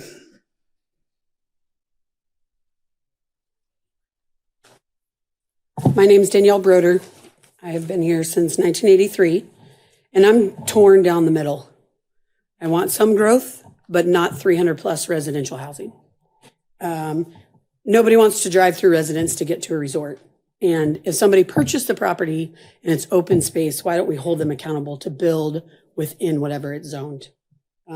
There's so much more. As far as the Trader Joe's, we'll never get one. Everybody already knows that. Not because we don't want it, but because of our location, period. Whole Foods, Trader Joe's, and Costco will never make their way into Lake Havasu City, as much as we all want it. As far as the island and the bridge, a second bridge has been said it is on the horizon for 50 years. We should have had a second bridge. I'm okay with, half of what they have on there. But as far as all the residential, and yes, people do enjoy the shoreline all the time, whether you see them there or not. And my biggest thing is we are in a resort town and we pay resort taxes. Yet we do not have a single resort amenity. And coming from Scottsdale, you guys know what a resort amenity is. It's a day spa. It's a full facility that people can go, pay, spend the day with or without children, for those of us that don't have children. Whether you have a bar, you have a full array of opportunities, not just a park or a coffee shop or retail, but a place that people can go and utilize a pool or a sauna and again, we have so many of those in town, but we do not have a traditional day spa.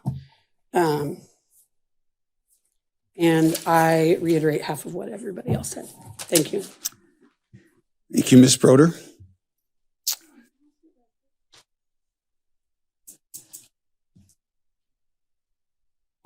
Good morning, Mr. Chairman, and rest of commissioners. My name is Brian Springberg, long-term resident since 1973. So, like I think most people, I have some misgivings, long-term residents, in terms of being torn as well, right? Because every small resort town in the world, much less United States, Arizona, Lake Havasu, is torn between growth and quality of life. That is every issue, that's every political campaign, et cetera. And here you are kind of on the cusp of dealing with that. And so when I think of this particular project, I think of the land use and I think, well, if not this, then what? In other words, if you're arguing against doing this, what is it you are arguing for? Are you arguing for let's continue to just have a piece of land undeveloped, unattractive, not generating economic revenue, not generating certain qualities of life, whether it be restaurants, whether it be different amenities that have been discussed? And if that's your position, then every single development that will be proposed, if you're against this, would be, of course, no. It would remain undeveloped. It's not like somebody is going to come in and put in something that doesn't generate revenue. So I'm kind of at a loss in terms of why we wouldn't rezone this in a way that would benefit the community. Because again, if not that, then what? Through process of elimination. But at the same time, like I said, I do think in terms of, well, how would this inhibit the quality of life for residents and for children and et cetera? I don't see how it would, as has been explained before. Like, what are the downsides to this? Well, more traffic. Well, Second Bridge, of course, would accommodate that. More traffic on the roadways, sure.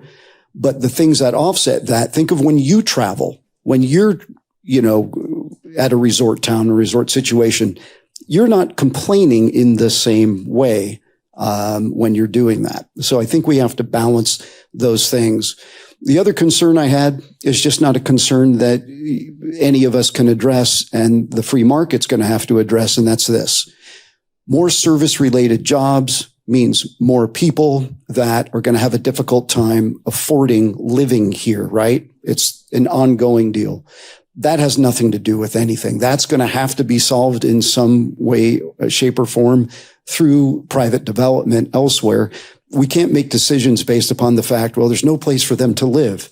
I agree, huge issue. But whether or not that issue is germane is something that will enter what happens to the private development. So I encourage you to embrace this project because, again, from the perspective of if not this, then what? And in terms of future development. Thank you. Thank you, Mr. Springberg. Anybody else who wish to speak on this item?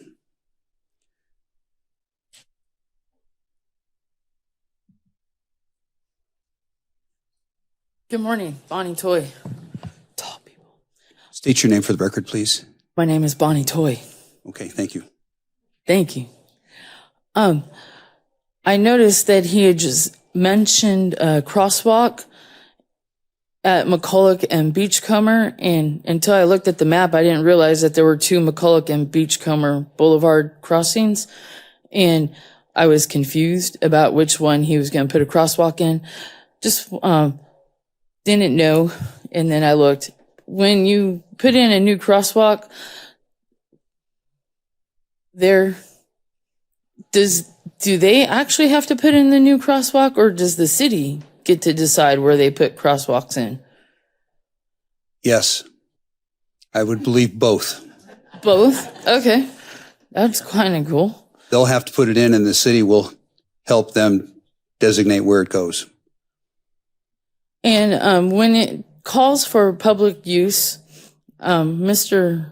Emiliano said it's like public use at Walmart, but public use doesn't the state parks have public accessibility if you pay for it. When he talks about public accessibility, will that give them still the right to charge people? And then people who are out boating and then go up onto the shoreline, what does that mean as far as public use goes? Will they then be charged if they land boat, whatever, dock their boat on their land? Do they get charged for that? Or are they able to be charged for that? Is that still public use? Those are good questions. That's why I asked. We'll ask the applicant when he comes back. Okay, thank you. Thank you. Is there anybody else that wishes to speak on this item? All right, seeing none, I'll go ahead and close the public hearing, bring the applicant back to the podium for rebuttal comments. I noticed you wanted to say brief rebuttal comments, but Okay. A couple thoughts, Chair, Vice Chair, members of the commission. One, I think it's an excellent point which we are reluctant to talk about or to raise for obvious reasons, and that is the owner currently has a house in Lake Havasu City, and he visits frequently. And Mr. Megdal, in the October 1st meeting, in his initial comments, spoke, I think, very nicely about the attraction of Lake Havasu to my client. And he's been coming here for years and years with his family. He's been here very recently, in fact. So this is his favorite place to be. I'm just saying this has a special place in his life and in his heart and his family's life. So, he currently has a house here. He will build a house in this project. And I thought it was raised a chuckle, but it's true. When the owner lives on site, it's just different. And the quality of this project will rise to the level of the owner's expectation. And when I made the comment about the owner doesn't do anything bare minimum, doesn't do anything halfway, that's exactly what I was referring to, but I didn't want to mention it by name. He's not someone that seeks the public eye. So I think it's a great point to ensure the quality when the owner is living on site, building this, developing it. My guess is that there will be lots of people that would enjoy using true resort amenities, and the concept for this hotel is a true resort that is not present in the market today. So a couple other quick thoughts. Appreciated the comments from the chamber and the building community. It's in talking about the importance to this to small businesses and tourism, and that this is not a bright and shining object, but actually a need, a demand in the market for this type of use. She also mentioned the phrase "smart growth," and that has some connotations in other ways that are sometimes negative and sometimes positive. But this is a smart city. This is a smart planning commission, and we've got a smart city council and a smart citizenry. And we've listened very closely to a very smart citizenry and to a very smart planning commission. And we appreciate very much the comments about listening and making changes. So thank you for recognizing that. As to Ms. Toy's comments about the crosswalk location, can you call up the location of Michelle, the graphic on the location, proposed location? And Chris, we did consult with staff on where to put that. That doesn't mean where it will end up, but we have talked about it. They've not blessed it, this location. We've not blessed or discussed the type of crosswalk it will be, whether it'll be flashing lights or what. So the type and nature of the crosswalk and the location of it, any site plan that's got the, but what we do know, and Mr. Chair, you were right, we get to pay for it, and the city gets to tell us where to put it, and they'll tell us what type of signal works there, or traffic pedestrian signal works, or pedestrian crossing will work, and that's what we will gladly do. Let's see, does it in the upper? Can you point it out with your? It's right up there. It'll be in that location. As to the, can we charge for access? Yes, we will charge for boat launching and access to the boat parking and the parking lot for the boat related to the boat launch. We will be charging for that. My client tells me that if you arrive by water, you do not pay. If you bring your beach up or your boat up on the beach, you don't pay. But yes, to launch, you will have to pay, or to park your trailer and vehicle, there. Let's see, Mr. Chairman, I'm happy to answer any other questions you have, or I'd like to ask for a point of distinction. For them bringing their boat to the launch ramp, you will charge, but say walking access or something like that, there's going to be no charge? Oh, Chair, Vice Chair, and members of the Commission, for goodness sakes, no. I mean, the whole idea of those graphics that I showed you with the accessibility for bikes and pedestrians and over 3 miles of access and accessibility to the Islander Park and the park by the retail, all the beaches down. No, if you walk or ride your bike or run or whatever it may be, you have unfettered access. There's no gates. It's walking out the door here and bike riding away from here. Wanted to get that on the record. Yes, sir. Thank you. Thank you. Are there any questions of the applicant by commissioners? Ms. Ballard. It was discussed, excuse me, it was discussed earlier that this entire project would be handled under an HOA. Is that correct? Vice Chair, yes, Commissioner Ballard. And who will organize the HOA and be the initial board of directors? Chair Harris, Vice Chair, members of the commission, are you volunteering? No, it's way too early in the process. We don't know if we're going to get approved. So we haven't gotten that far Right. yet. My question being, I live in an HOA in a gated community townhomes. I've also past president of the HOA, so I'm really familiar how they operate. If this is operated under an HOA, what would, as one of the other gentlemen noted, what would be the cause for the HOA to change the initial plan to prevent public access? Chair Harris, Vice Chair, Commissioner Ballard, again, the issue of public access is fundamental to our approach. We're happy to work with the city to include that as some type of condition in our approval, that we will maintain public access as described in our development plan. If you're the originator of the HOA, would that be included in the general provisions or the CC&Rs of the HOA that where the open access would remain? Chair, Vice Chair, Commissioner Ballard, that is so outside my wheelhouse, I have no clue. But again, I believe strongly that we would have a very difficult time and would not consider shutting down in any way, shape, or form public access to the community, through our community and to the community. So we could happy to work with staff, the law department, whatever it takes to ensure that that's the case. What I do know is, I think probably better definition rather than HOA is a property owners association as opposed to a homeowners association, because this will include the non-residential component as well. So it'll include the village retail and the resort as well. So they'll all be part of a master association.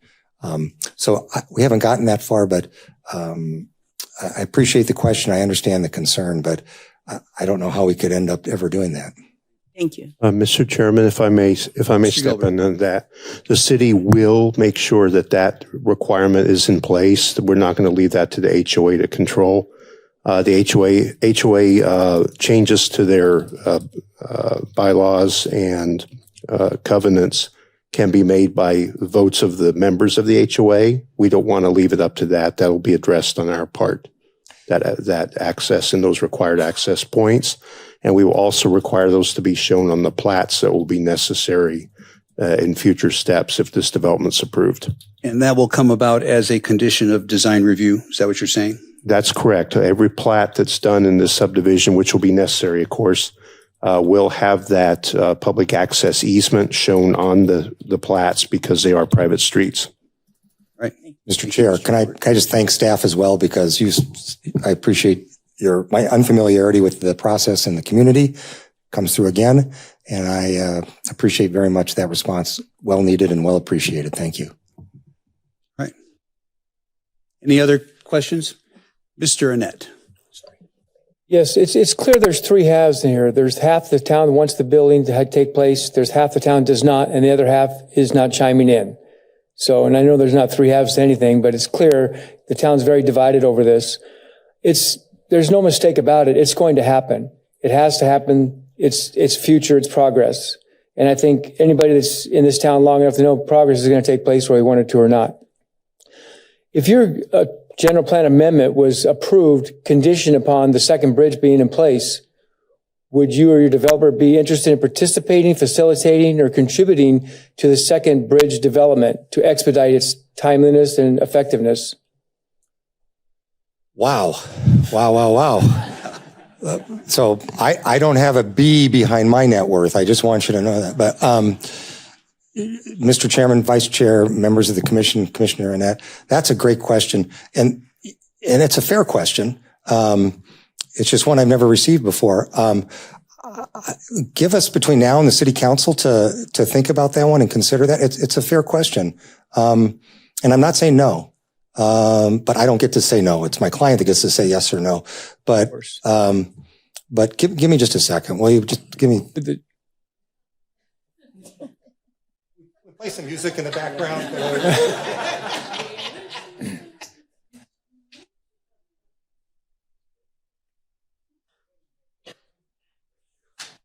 All right, Chair, Vice Chair, Commissioner Net, my client said anything they agree to comes out of my fee,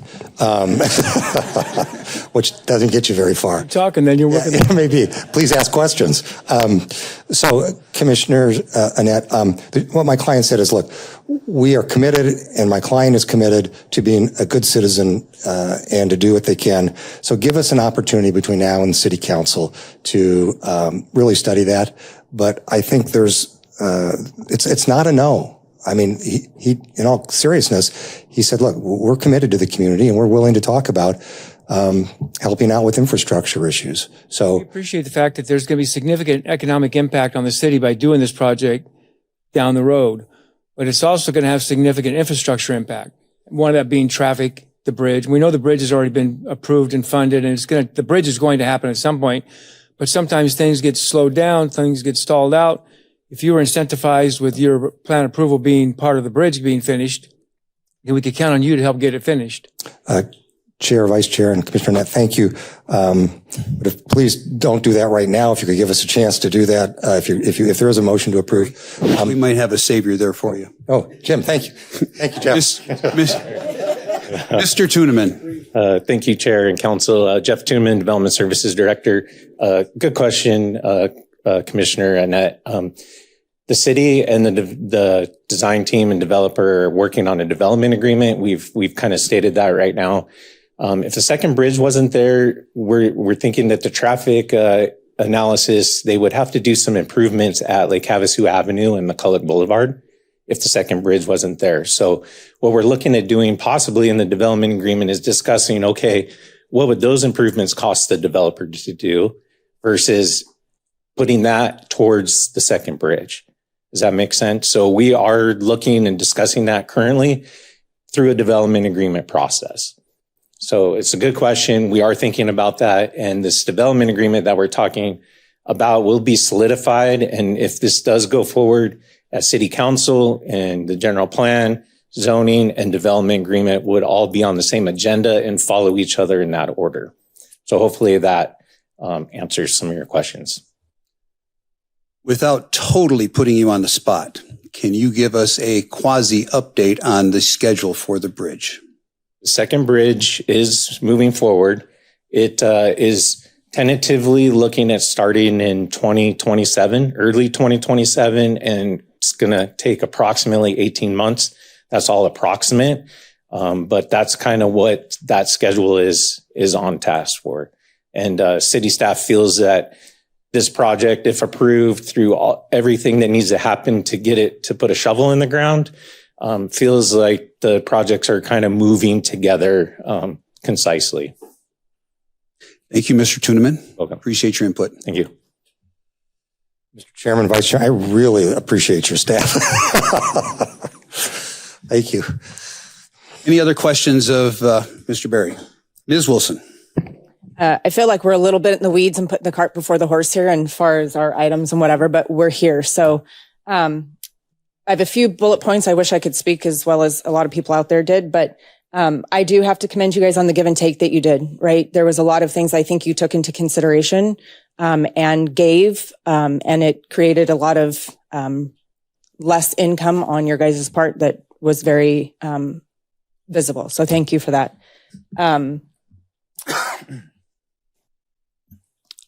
Here, first, I'm for your plan. I'm for the growth. I'm for that as well.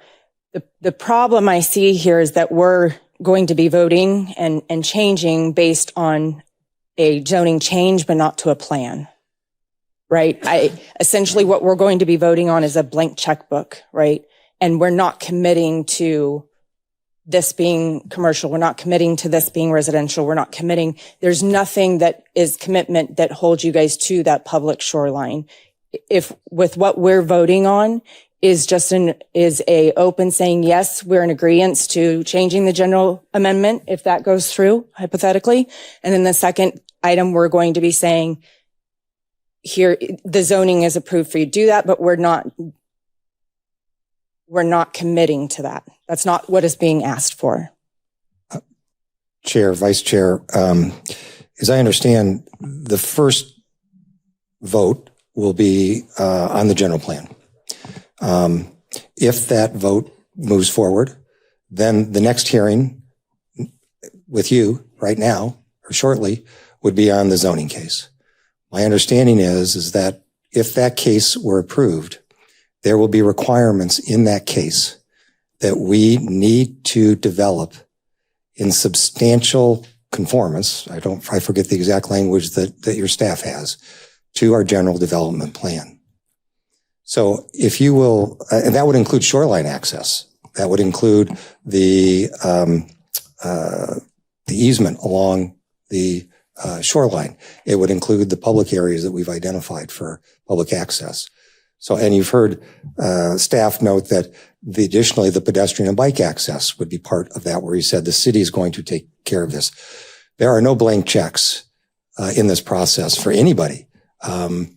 So we talked a little bit, I think back in October, but I remember watching one of the hearings with you all, where I think it was Riviera came back with a slight change to their master plan.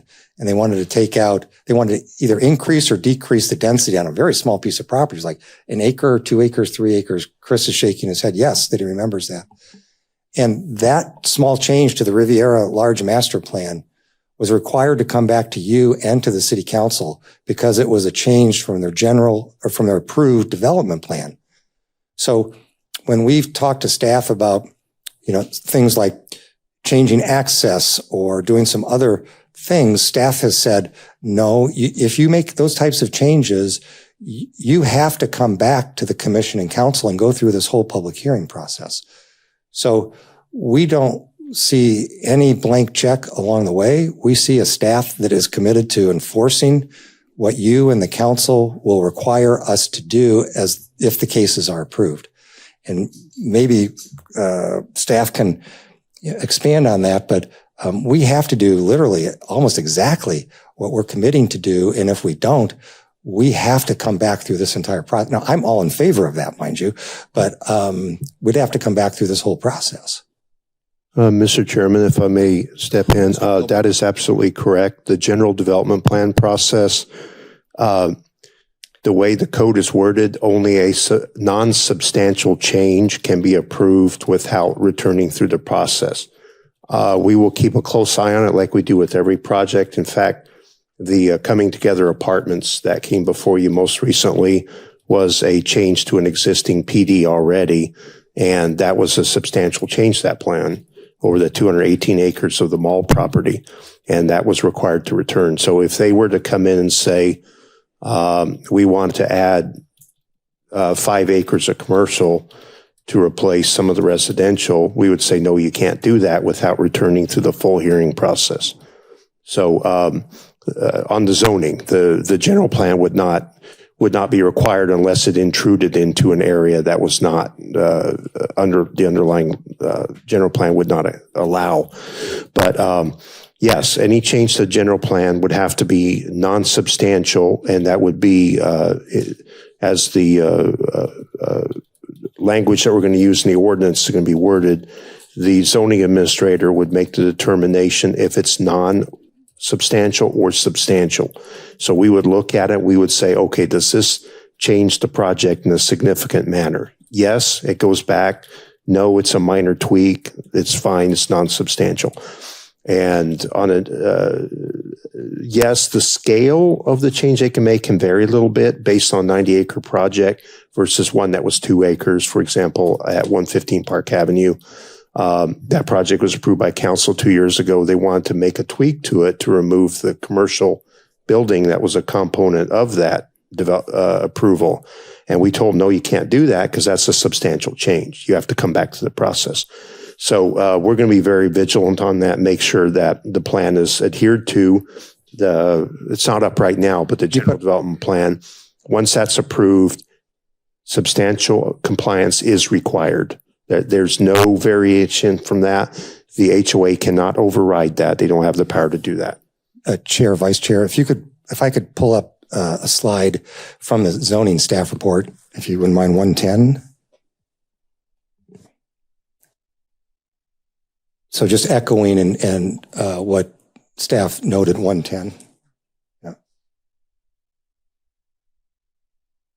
Okay, so this is out of your zoning staff report because it relates to zoning, not the general plan.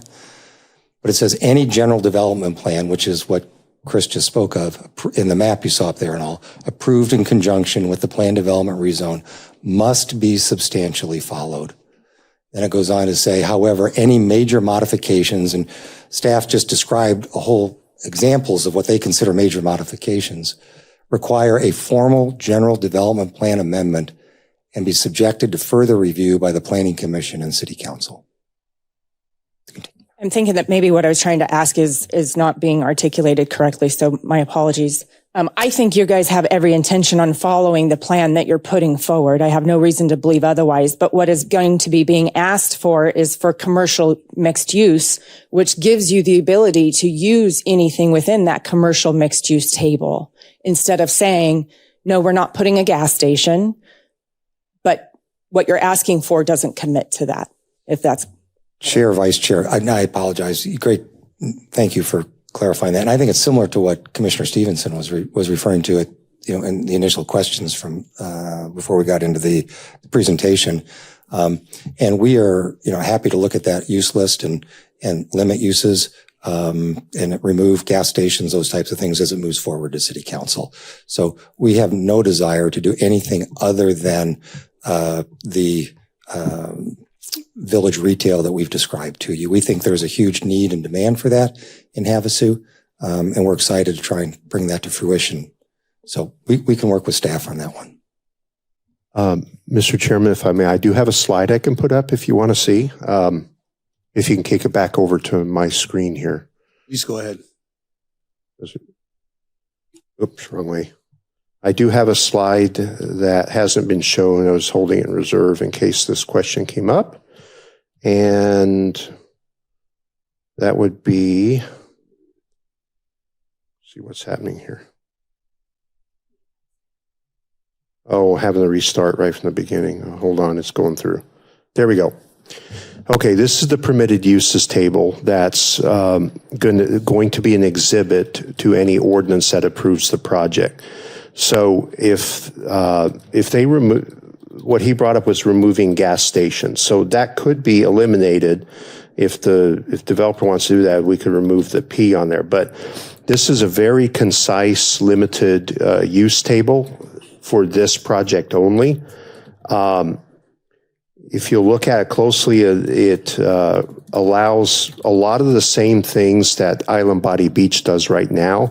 It adds only a couple of categories. There's some in the residential, and then there's a couple of additions to commercial uses, and a couple in public institutional. But aside from that, it matches very closely to the Island Body Beach allowed uses.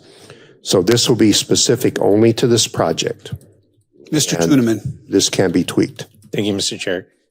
I think what you're getting after is you're talking about the commercial mixed use, land use category of the general plan.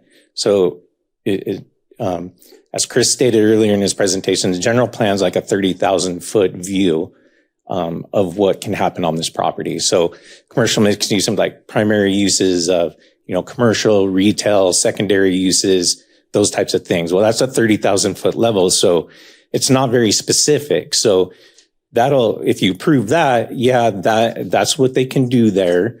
But the permitted uses, as we're talking about right now, is the zoning layer, right? So that zoning layer is where you get into this can be there, this can be there, that can be there. But right now we're just looking at it from a 30,000 foot view. So you're going to approve it, and that's supporting this permitted use table in the zoning district. So you're not really tying in any permitted use. It's just saying these general things can happen on this piece of property.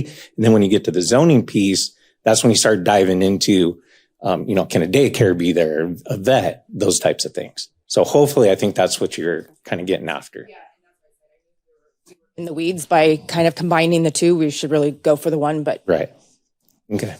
What is not normal for us to do is to if you have a building, collection of commercial buildings, is to say this building will be commercial, will be a daycare. This building will be a minor retail. This building will be something else. We don't do that. We just have the commercial areas identified. They have to build it per the plan, but the use that goes in there can vary a little bit based on this table. Thank you, Chair, Vice Chair. I do note, I'm just going through the permitted uses in what it says, the commercial area. And I'm embarrassed to tell you that since I don't tenant these, or put these together, that there is a P for permitted for a shooting range. So I think we could probably take that one out. And, for example, there's the gas station is in there as permitted, so that would need to come out. So I think we'll go through this with staff and ensure that the uses that get to council are conducive to and a better neighbor. As Mr. Tuneman said, it's at the zoning level. Yes, sir. We'll get there. Yes, sir. Anything else? All right. Any other questions of the applicant by commissioners? Mr. Thornton. I think also just to add to that too, I think it's worrying about substantial. It almost feels like it's going to turn into like an opinion based on what we're able to do. Because once we rezone it, then it's just anything can, I think that's kind of what Tiffany was saying, is like an open check. It's like, okay, they can do whatever they want now. It's already zoned. They can do this, and it's mixed use. It just makes it so wide.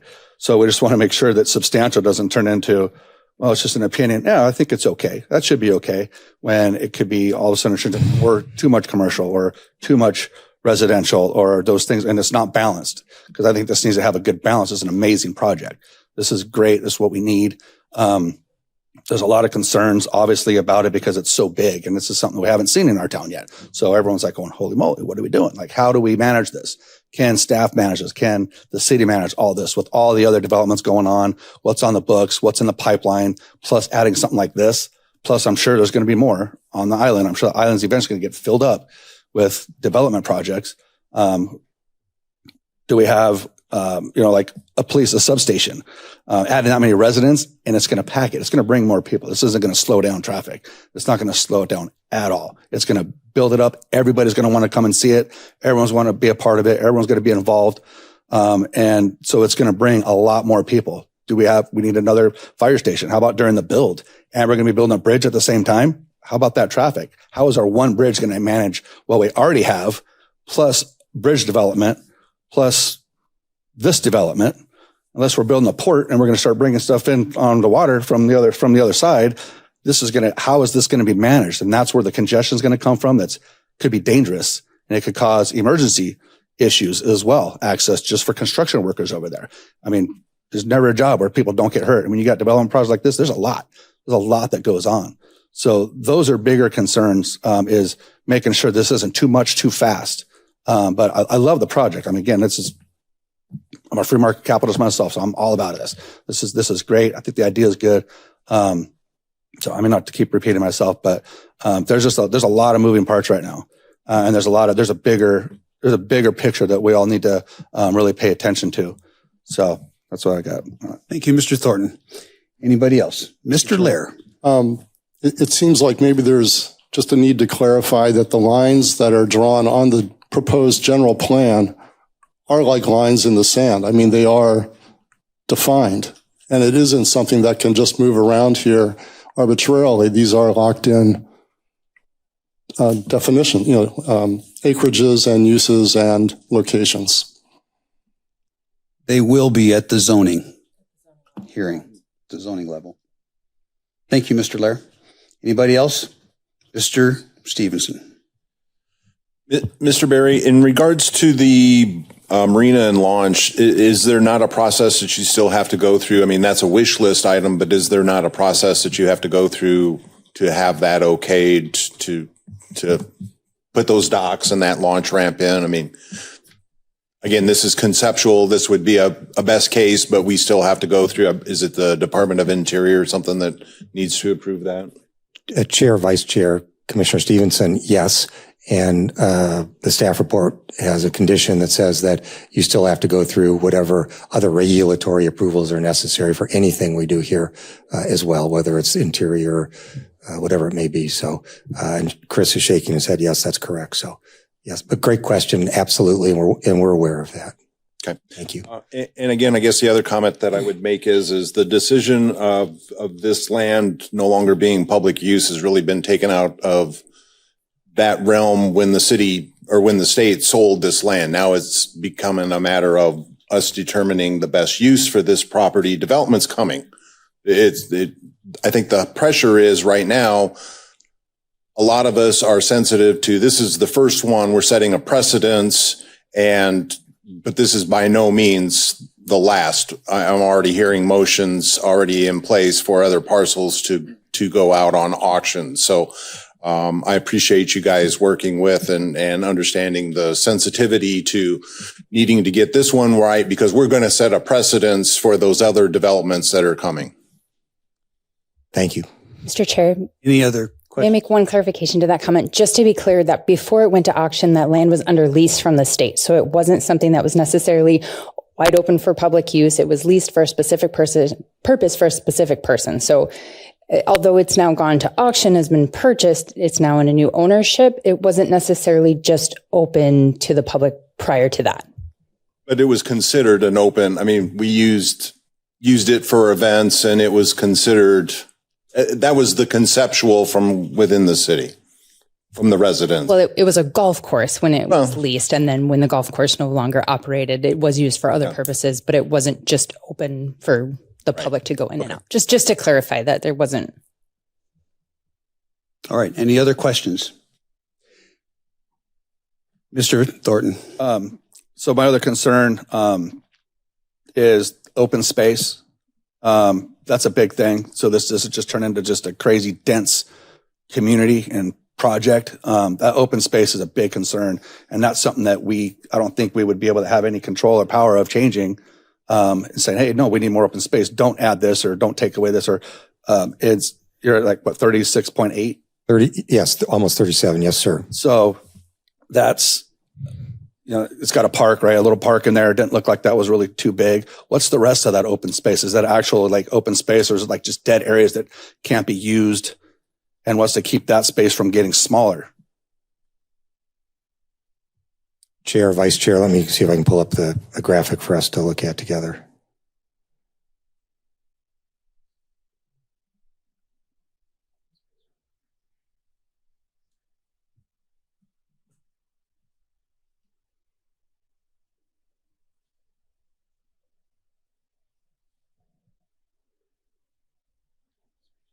Mr. Blake, can we have the overhead changed to the applicant?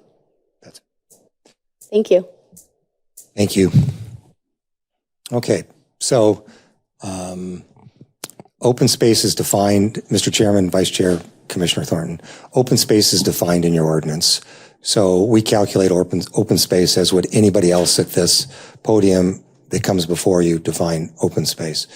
Your project over at the shops at Havasu recently, has a certain amount of open space, and it's defined in the ordinance as to what that constitutes. So that's the definition we've used. So on the left was back in October, and on the right is the current one. So again, I would go back to staff's statement and what's in the zoning staff report, which says we have to develop substantially to this site plan on your right. So you can see the major pieces of open space include the beaches that we've turned into open space. Along the Islander, I showed you some vignettes of the open space and the parks adjacent to the Islander. Those are all large contiguous pieces of open space. Up adjacent to in the upper left corner there on the right side is the almost 1 acre park associated with the buffer to the condos and as part of the retail village. You can also see To the right of that, some other large areas of green that are also open space as well. There's more open space as part of the retail, in addition to the large, almost acre that's there today. The open space number does include the sidewalks, the associated with and the open space and landscaping. Michelle, do you have that? Can you find in the additional slides, the cross section of the Central Boulevard? If you could find that. So while she does that, I want to show you what our Central Boulevard, the central spine looks like in terms of what that does for the public and bicyclists, because that again counts as open space. But our sidewalks are not the typical 4-foot sidewalk with landscaping between the sidewalk and the property, and no landscaping between the roadway and the sidewalk edge. So our sidewalks will be separated from a roadway with landscaping, then a sidewalk, then more landscaping. So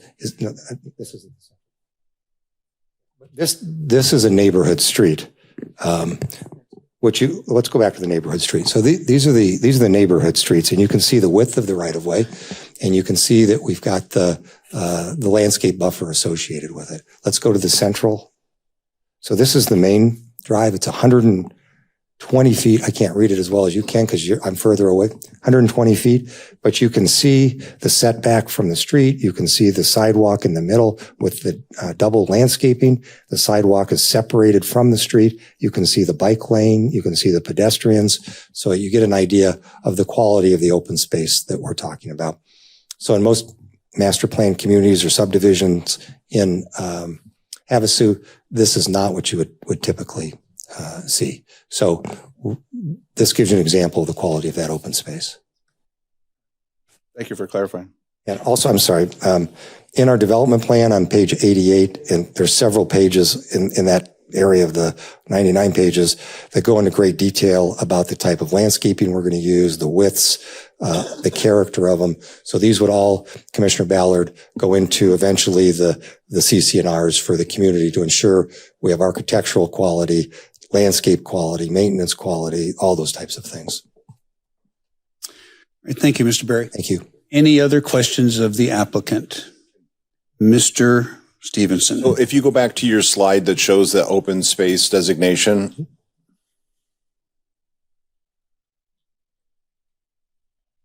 to clarify, it is the green area that's calculated into that 18 plus acres, and it does not include around the residential area, the cliff area, the shoreline area. So again, part of the public conception is we're including that in the open space calculations, but in fact, that is not in the 18 acres. Chair, Vice Chair, Commissioner Stevenson, that is absolutely correct. All we've included in that is the 12 or the 15-foot easement. Any other questions? Thank you, Mr. Berry. Thank you. Appreciate your presentation. All right, we are now at the table for staff's exceptions and conditions of approval. Mr. Chairman, since this particular application is for a major general plan amendment, there are no conditions to that because it doesn't grant entitlements per se. It just sets the table for the zoning, which is next, which will grant entitlements. Staff believes, per the staff report, that this project meets the many of the goals and objectives of the 2016 Lake Havasu City General Plan. And when it comes to the next hearing, we will have conditions for code compliance as well as addressing the exceptions that the applicant's asking for. But there are none for this particular table setting, you could say, to establish the land use. All right. Thank you. So we are now at the table for discussion and or a motion amongst commissioners. Mr. Annette.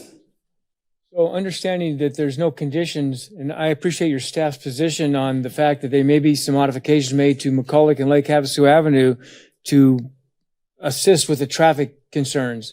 that still doesn't solve the bridge problem. The bridge can't get any wider no matter what we do to McCulloch and Lake Havasu Avenue. So is it prudent or reasonable to think that maybe the general plan amendment would be conditioned upon the actual bridge construction commencing?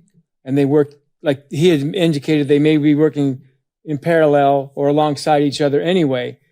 Is it reasonable to think that we can make some type of condition that construction or the general plan amendment is based upon the bridge construction actually starting? I would defer that to our city attorney if that's even an option. Yeah, I wouldn't advise to put any conditions on the general plan amendment. We will address in the development and through the process, if the bridge were not to go through for some reason, what steps and what would be necessary then to meet all the demands of the project. And that means if we need to come back at some time and revise something or do something else, we can certainly do that. But I would not advise doing a condition on a general plan. They're going to use this approval to move forward in everything else that they do. And so having them invest now, and if we move forward and you approve the rezone, and then some years later, the bridge doesn't occur, and now we're going to go back and take away the general plan amendment to them, that would cause just a array of legal issues. I mean, we understand, staff definitely hears your concerns. We've heard the concerns from all the commission members with respect to that, and we'll make sure that it is addressed and that it is appropriately briefed and responded to for council. Ms. Wilson. And Mr. Chairman, again, this stage is required to place a rezone over the top. This approval does not grant entitlements. That'll happen with the next hearing, where the general development plan comes into play. That's why there's no conditions on this. Thank you for that clarification. Mr. Chairman. Ms. Ballard. I'd like to make a motion regarding ID 25-4967 to approve a request for a major general plan amendment revising the future land use designation map for 1040 McCulloch Boulevard North, meets and bounds parcel 107-15-015, 90.5 acres from open space and park, OSP, to commercial mixed use, CMU, resort residential, RE-RES, and resort related island, RE-ISL. We have a motion. Do we have a second? I'll second the motion. Okay, we have a motion by Ms. Ballard, a second by Ms. Wilson to approve ID 25-4967 as stated. Any further discussion on this motion by commissioners? Hearing none, let's go ahead and call for the question.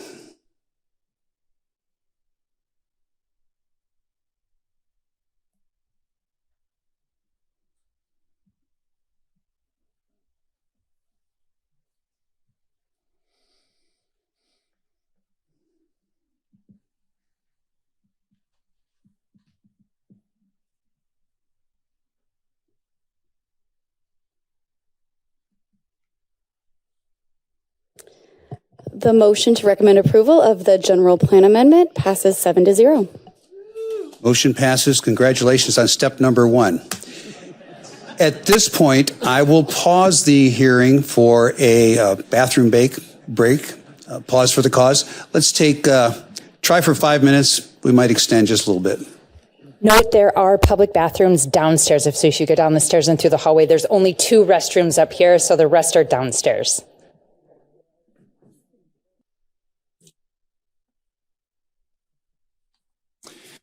All right, everybody, let's reconvene.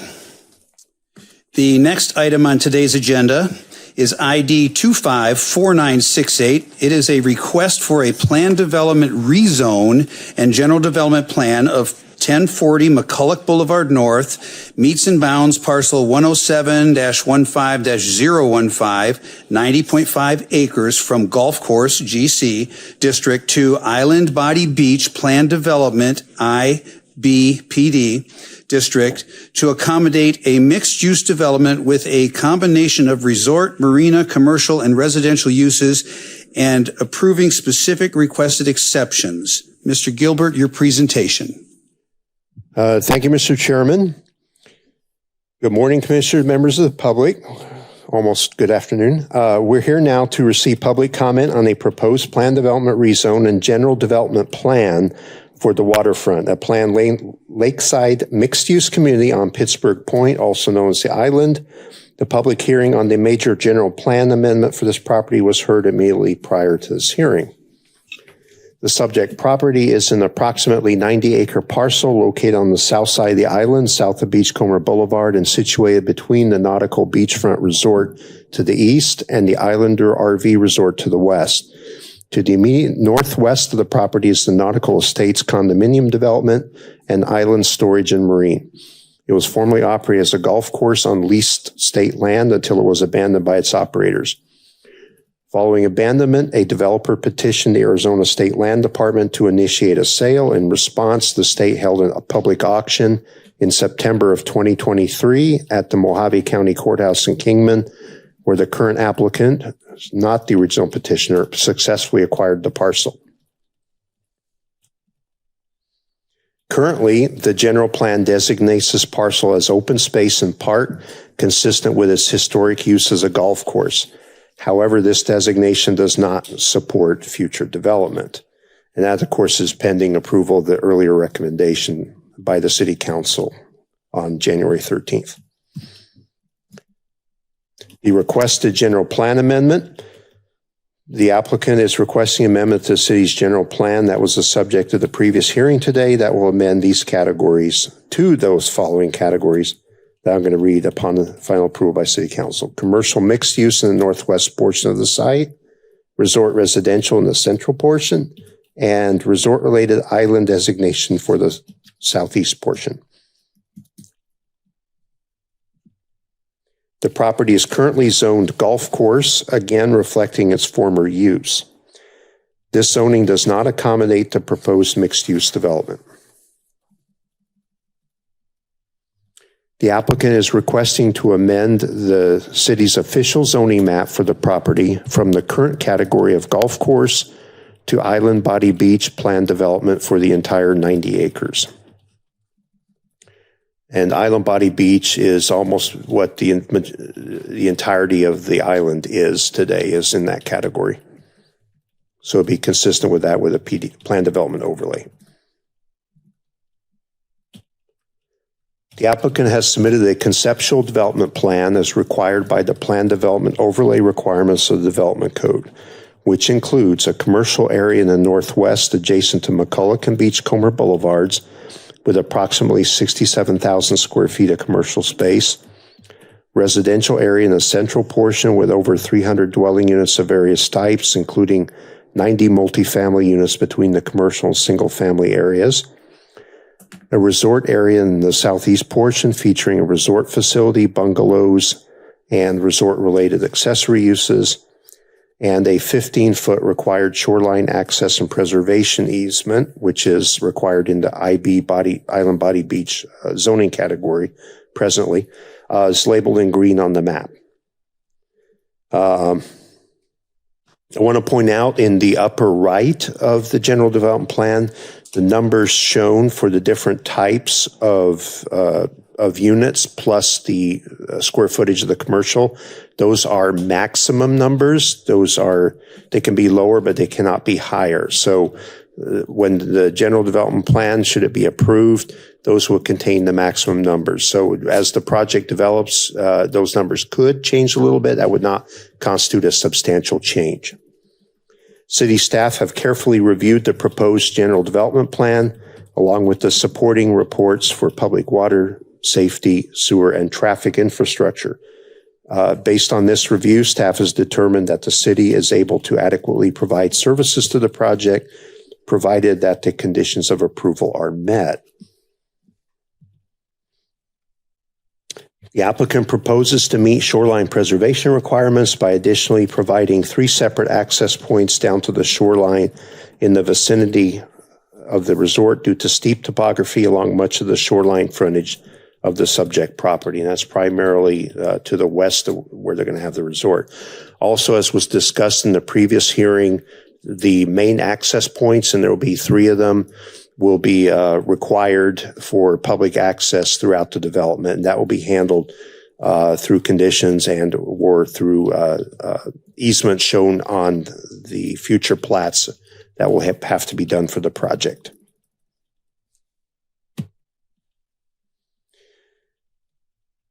Requested exceptions. The applicant has requested the following exceptions from the development code for the waterfront project.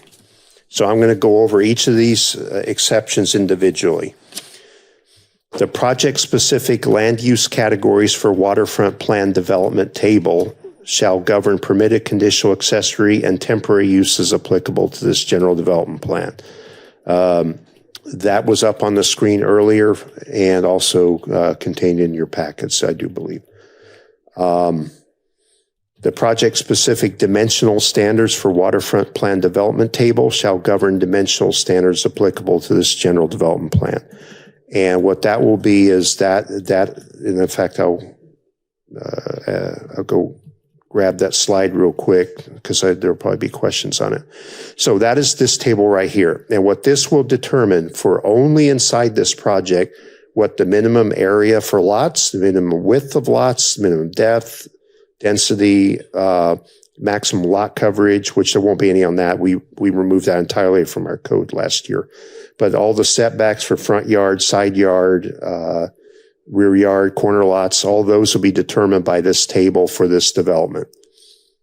And so any home plans that we get, for example, would have to conform to all these standards that are on the dimension. This will be part and parcel of any ordinance that the council approves. That way, this will all be set in stone. There'll be no variation from it. All right, go back to the exceptions. The maximum permitted fence and wall height at front, side, and rear yard areas within the boundaries of the general development plan shall be set at a maximum height of 8 feet. Retaining walls are excluded from the measure of maximum fence wall height allowance, which is normal for the rest of the city as well. Operating entry doors facing and visible from adjacent public or private streets. That requirement shall not apply within the boundaries of the general development plan. That will allow for more flexibility for laying out the home layouts on the properties. Lighting associated solely with the resort component shall be exempt from lighting. Now, again, this is only the resort on the shoreline on the southeast side of the project. Shall be exempt from lighting requirements, and associated fixtures are permitted to emit up to 1,600 lumens. Code right now is 375. And may be unshielded if mounted below 8 feet in height. All lighting above this height, including building mounted and parking lot fixtures, shall be fully shielded. And again, that's only for the resort. Up to 10 off-premise signs providing directions to the resort component shall be permitted within the boundaries of the general development plan. One of these 10 signs may be up to 12 square feet in area, but the rest will have to conform with our directional sign max size limits. And essentially what that's for is when you have 3 public routes to get back in deep into a project where the resort's located, this will help them to direct people to where they're trying to get to and not into some of the areas that are gated off to the sides by accident. And then, Mr. Chairman, I'm going to turn this over to the Planning Commission for any questions and to hear from the applicant who is present. And also, I want to point out that when you come back to me, I have conditions for code compliance to get to. But I'm open to answering questions you may have. All right, point of clarification. Since we are at the zoning level, this plan development, any changes after we go through the specifics here today, and if this is voted on affirmatively, any changes that are made to this plan development substantial changes will have to come back before another hearing. That is correct. Once the city council approves the ordinance that will contain the general development plan, the permitted uses table, the dimensional standards, and any other conditions or requirements in approving the exceptions, once that is approved, that is set in stone, and they cannot vary that without coming back through the full public hearing process. Just wanted to make that clarification. Are there that is correct. questions of staff by commissioners? Anybody at all? Hearing none. Mr. Barry?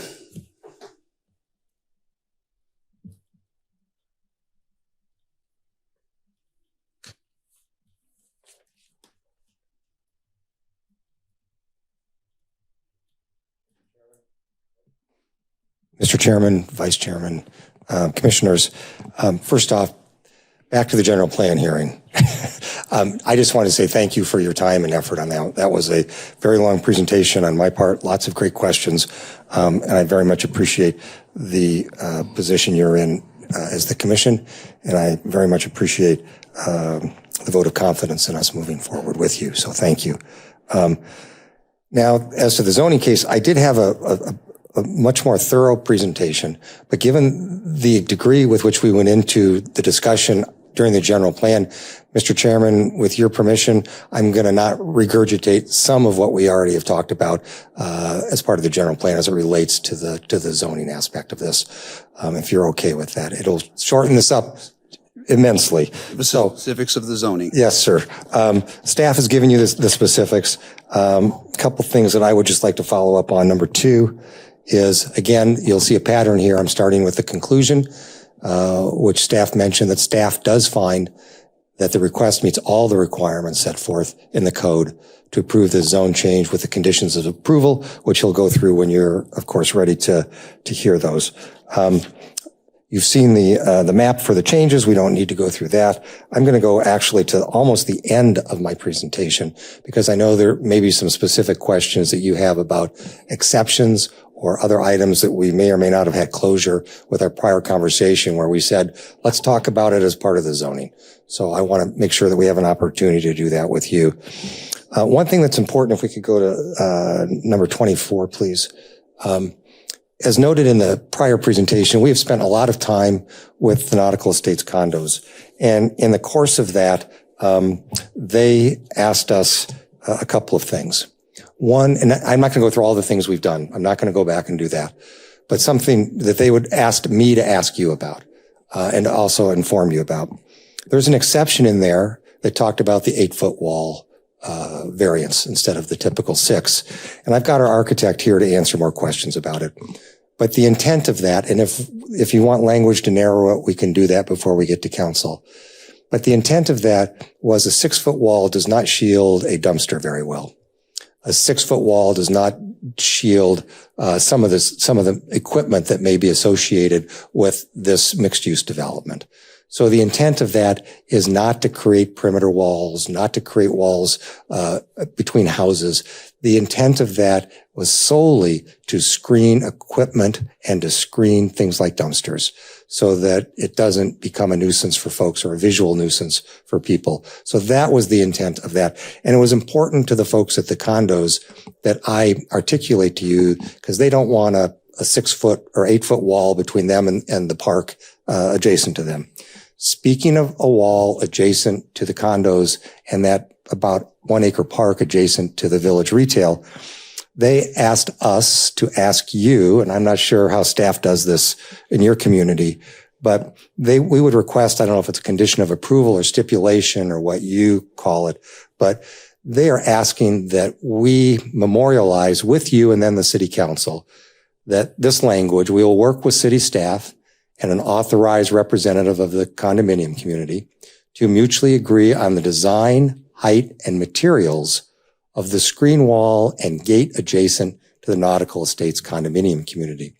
Recall in some of those images I showed you, there's a property line between our property and the park. And on one side are those 9 condos that face the park and the retail. And we've got about 1 acre of open space there. And then we eliminated driveways, moved buildings way back, lowered heights, did all those types of things. They wanted to make sure we weren't going to put an 8-foot tall wall there. And they wanted the ability to work with us and them and staff to determine what type of wall they want. Because some of them would like a view fence and some would like, kind of a half wall with a view fence above it. And rather than try and address it before we got to you, we committed that we would work with them if this all gets approved, to work with them to help them or let them design what type of wall they wanted on the property line. So staff or commission, I'm not sure how we can memorialize this as part of the process. Mr. Chairman, if I may step in, that would need to be an additional exception, which can be added as a condition following the hearing, that the Nautical Estates Condominium Communities HOA and the developer work out in a consensual agreement for what that barrier is going to look like as an exception to the normal buffer requirements from our code. Thank you, Mr. Chair, Vice Chair. If the commission is so inclined at the time, I can provide a copy of this to staff, a written copy of it to staff, if you're looking for proposed language. So next, Mr. Chairman, Vice Chair, members of the commission, I'm just going to go really to the conclusion of this, and then we can get into whatever questions you may have. The good news is I will not be concluding. David Megdal would like to make the concluding remarks on this. But before he does that, I do want to summarize a couple of things. If you could go to page 29, please. So in summary, staff determined, as we noted, that we meet all the requirements of the Lake Havasu Code to approve the requested change, subject to the exceptions and conditions. We have made a Herculean effort, as you've noted, and as we've described in the general plan hearing, to create and preserve legal public access to the shoreline. This is a new investment of about $400 million, $398 million. If approved through this process, our hope is to start construction as quickly as possible, but no matter how quickly we want to start, it's unlikely that we are going to be ahead of any bridge construction or completion of construction. And I think staff has noted that as well. And if that is something that the commission would like to discuss, we certainly can figure that out in the development agreement moving forward to the council. If you don't want to do that, that would be fine as well. With that, Mr. Chairman, Vice Chairman, members of the commission, before David speaks, I hope now that we're at the zoning and you've had a complete understanding of the general plan and also of our proposal, that we've earned your support again from the general plan to the zoning. And we would again respectfully request your recommendation for approval on the zoning case to the city council. And David has some very brief comments in conclusion, and then we can answer any questions that you may have. Mr. Chairman, Vice Chairman, thank you. Thank you.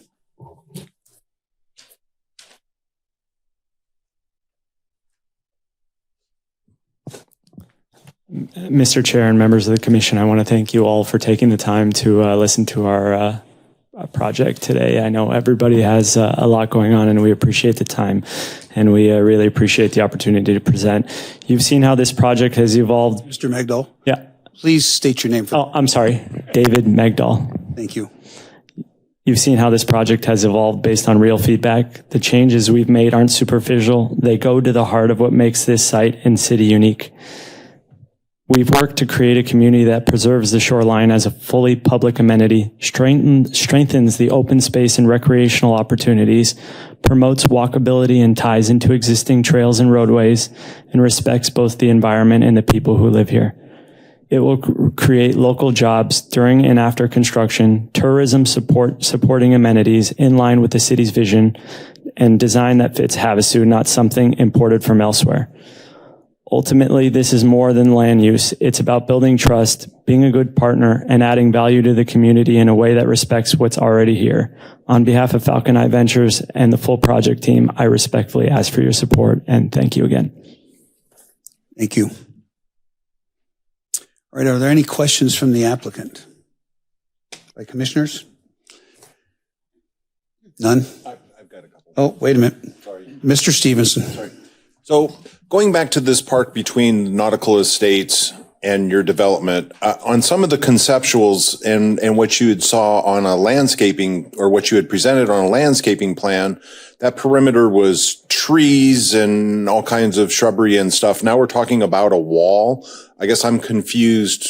Are we putting a wall in that corner between the Nautical Estates and then the landscaping on the inside of that? Chair, Vice Chair, Commissioner Stevenson, So the short answer is yes. Let me get into a little bit more depth on that. So you will have the Nautical Estates condos with their property line. We will put a wall on our property line, and then we will put landscaping on our property behind that wall.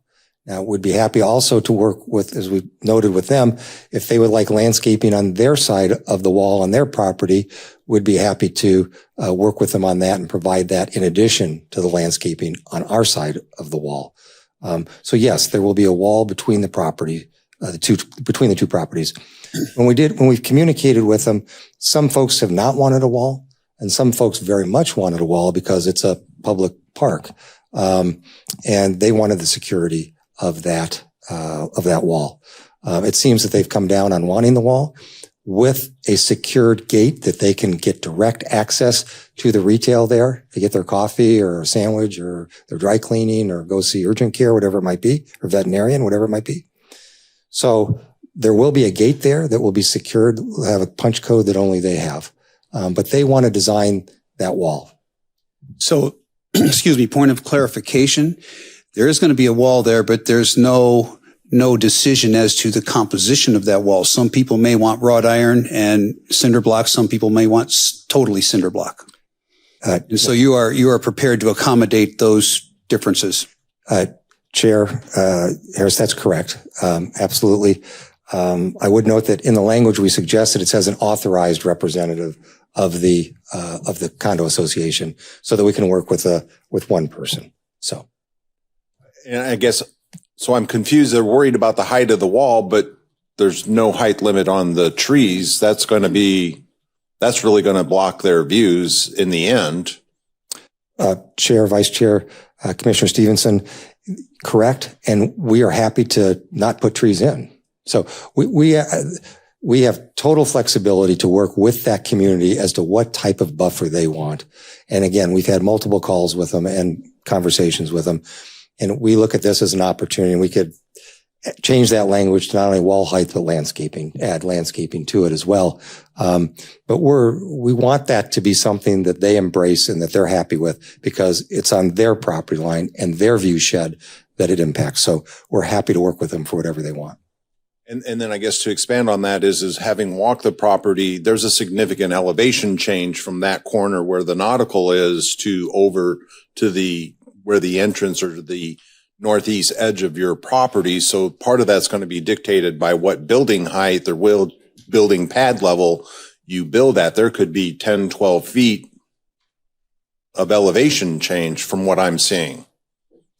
Chair, Vice Chair, Commissioner, again, we will work with the condos. We want nothing more than to be a good neighbor with those folks. They're going to be our neighbor for a long time.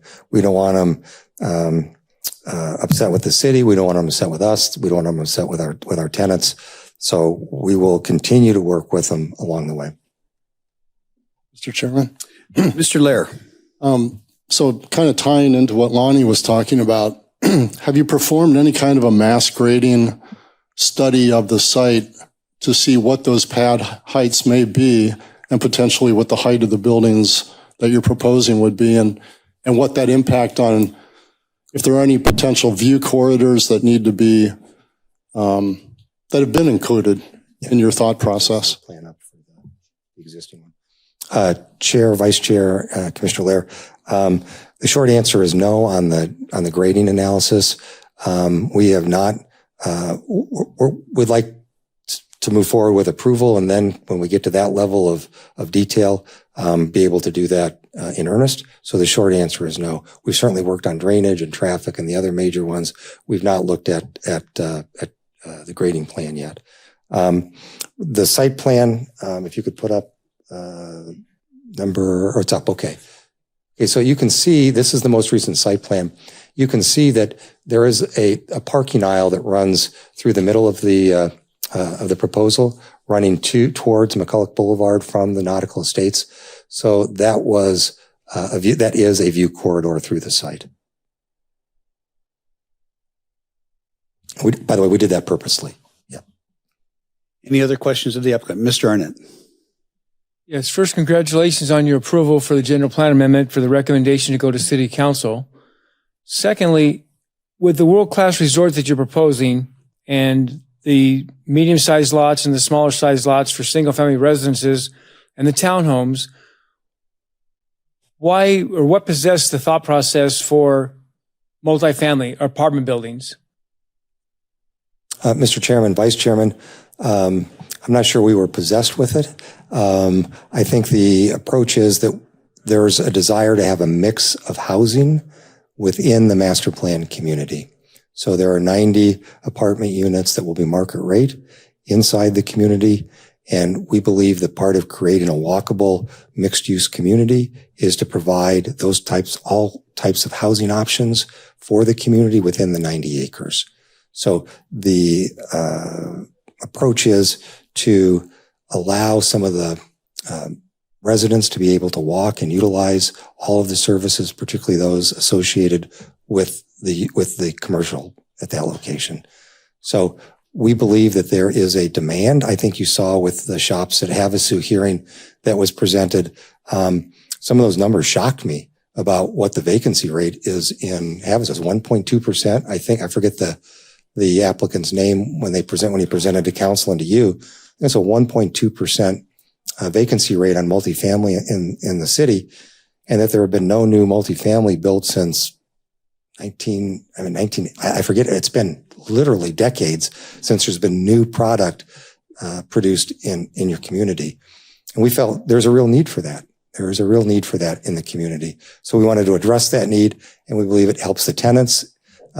Rooftops, retail follows rooftops. So we think it's a positive for the retail there to have that density of residents, market rate, to be able to walk to and use those services of those tenants in the shopping center. There's no doubt that some of those numbers are skewed, but do you see the economic delusion of a world-class resort that you're proposing to build, along with, custom homes, custom home sites, and some townhomes, and then you're going to sprinkle in 90, basically apartment buildings, up to 90, I guess. You see the economic delusion. So, on one side of the complex, you're trying to sell a guy a house for $1 million or $2 million. On the other side, you got maybe a $1,200 apartment building. Chair, Vice Chair, it's a great question. What we've tried to do is balance. It's not all about the economic dilution for us. I think, as evidenced by what we went through extensively on the general plan analysis, if this were driven by economics, you would see a very different plan up there. And that's not what my client wants. It's not what he thinks, or I shouldn't say he really wanted to create a mixed use community that balanced all of these interests. And there's a need, there's a demand, and where there's demand, the market will fill it. And he also has experience with retail, as one of the commissioners or one of the speakers noted. He just bought the Scottsdale Quarter in Scottsdale, and he has some other large retail holdings.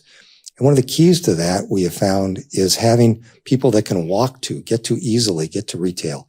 And that becomes a real driver for tenants that appreciate that. So the idea here is to not make this 100% auto-centric, but allow people from all over the community and all over the island to be able to use those public pathways, bike lanes, to be able to get to the retail. But that includes people that simply want to walk out their door and walk over to it. So we see it as something that is accretive and adds value to the community itself, as opposed to just a bottom line ROI on 90 acres.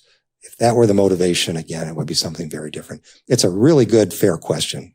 But I guess we're either all lucky or not that we've got a client that has the ability to do that.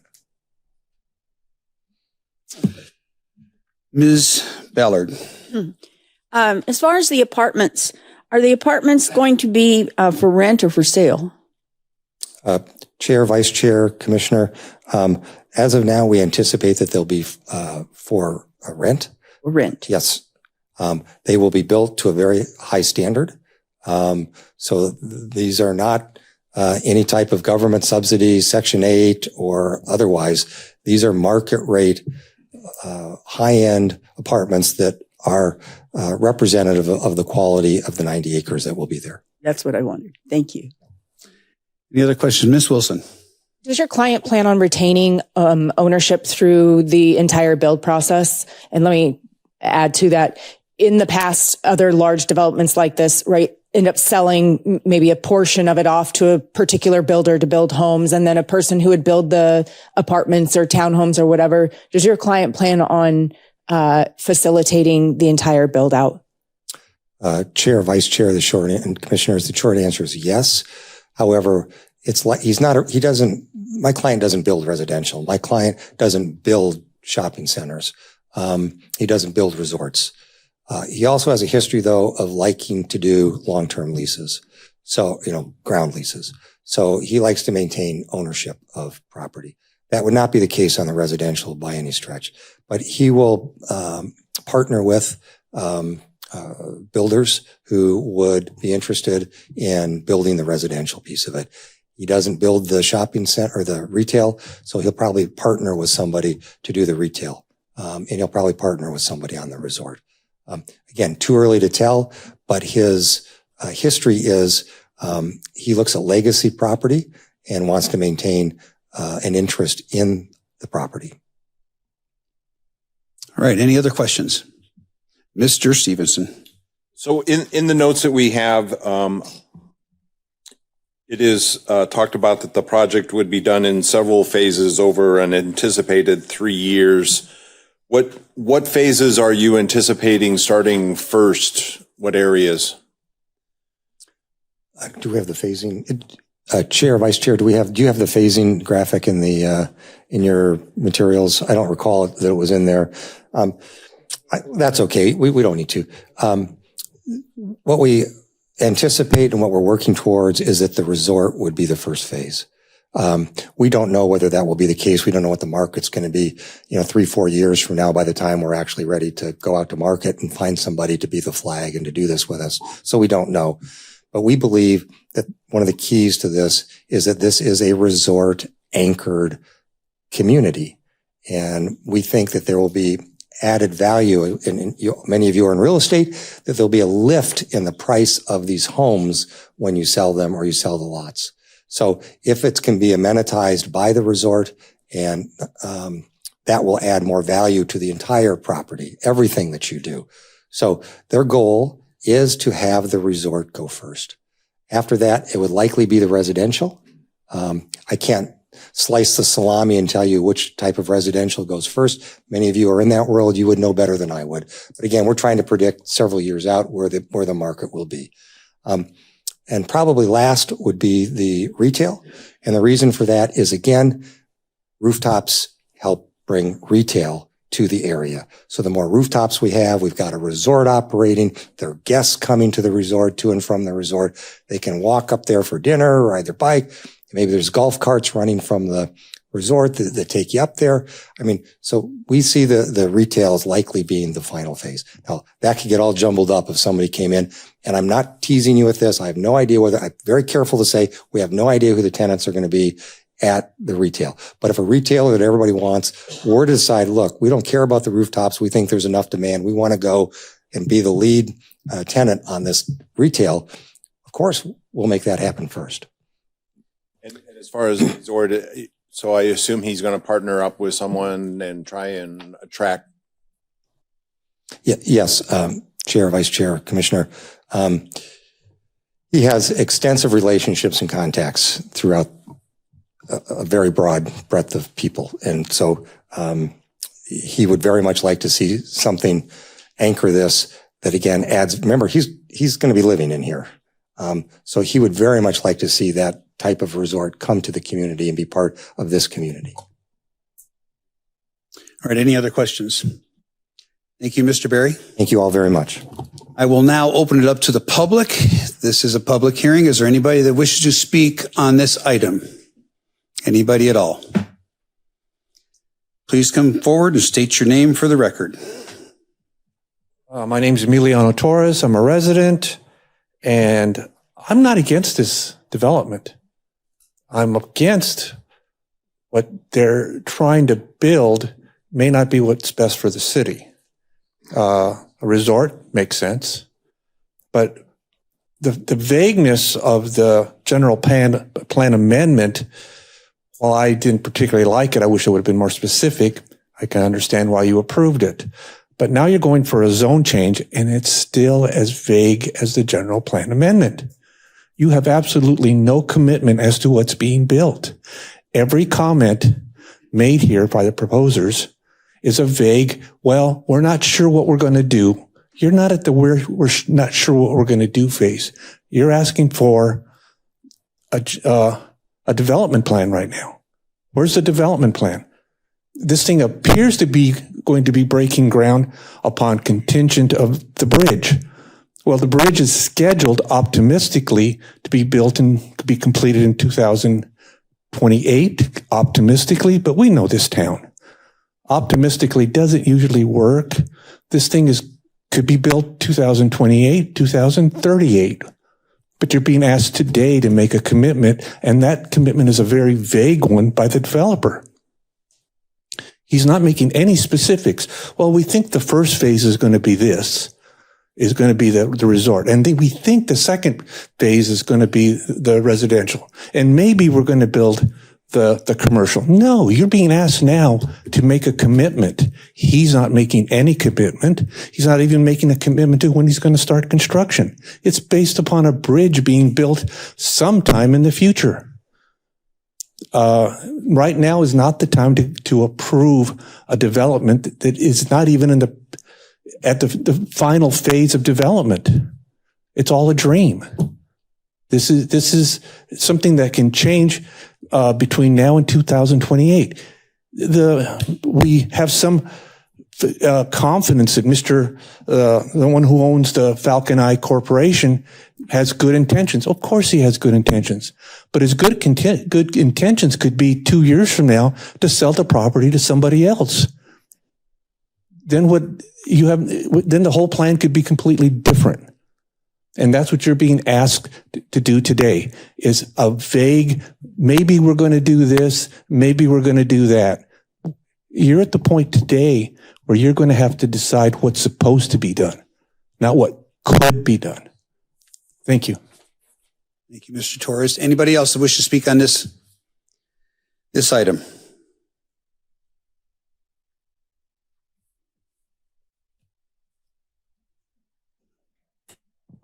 Good morning, Bonnie Toy. I would just like, again, to reiterate the need for making sure that new developments are extremely accessible to those who struggle with handicaps.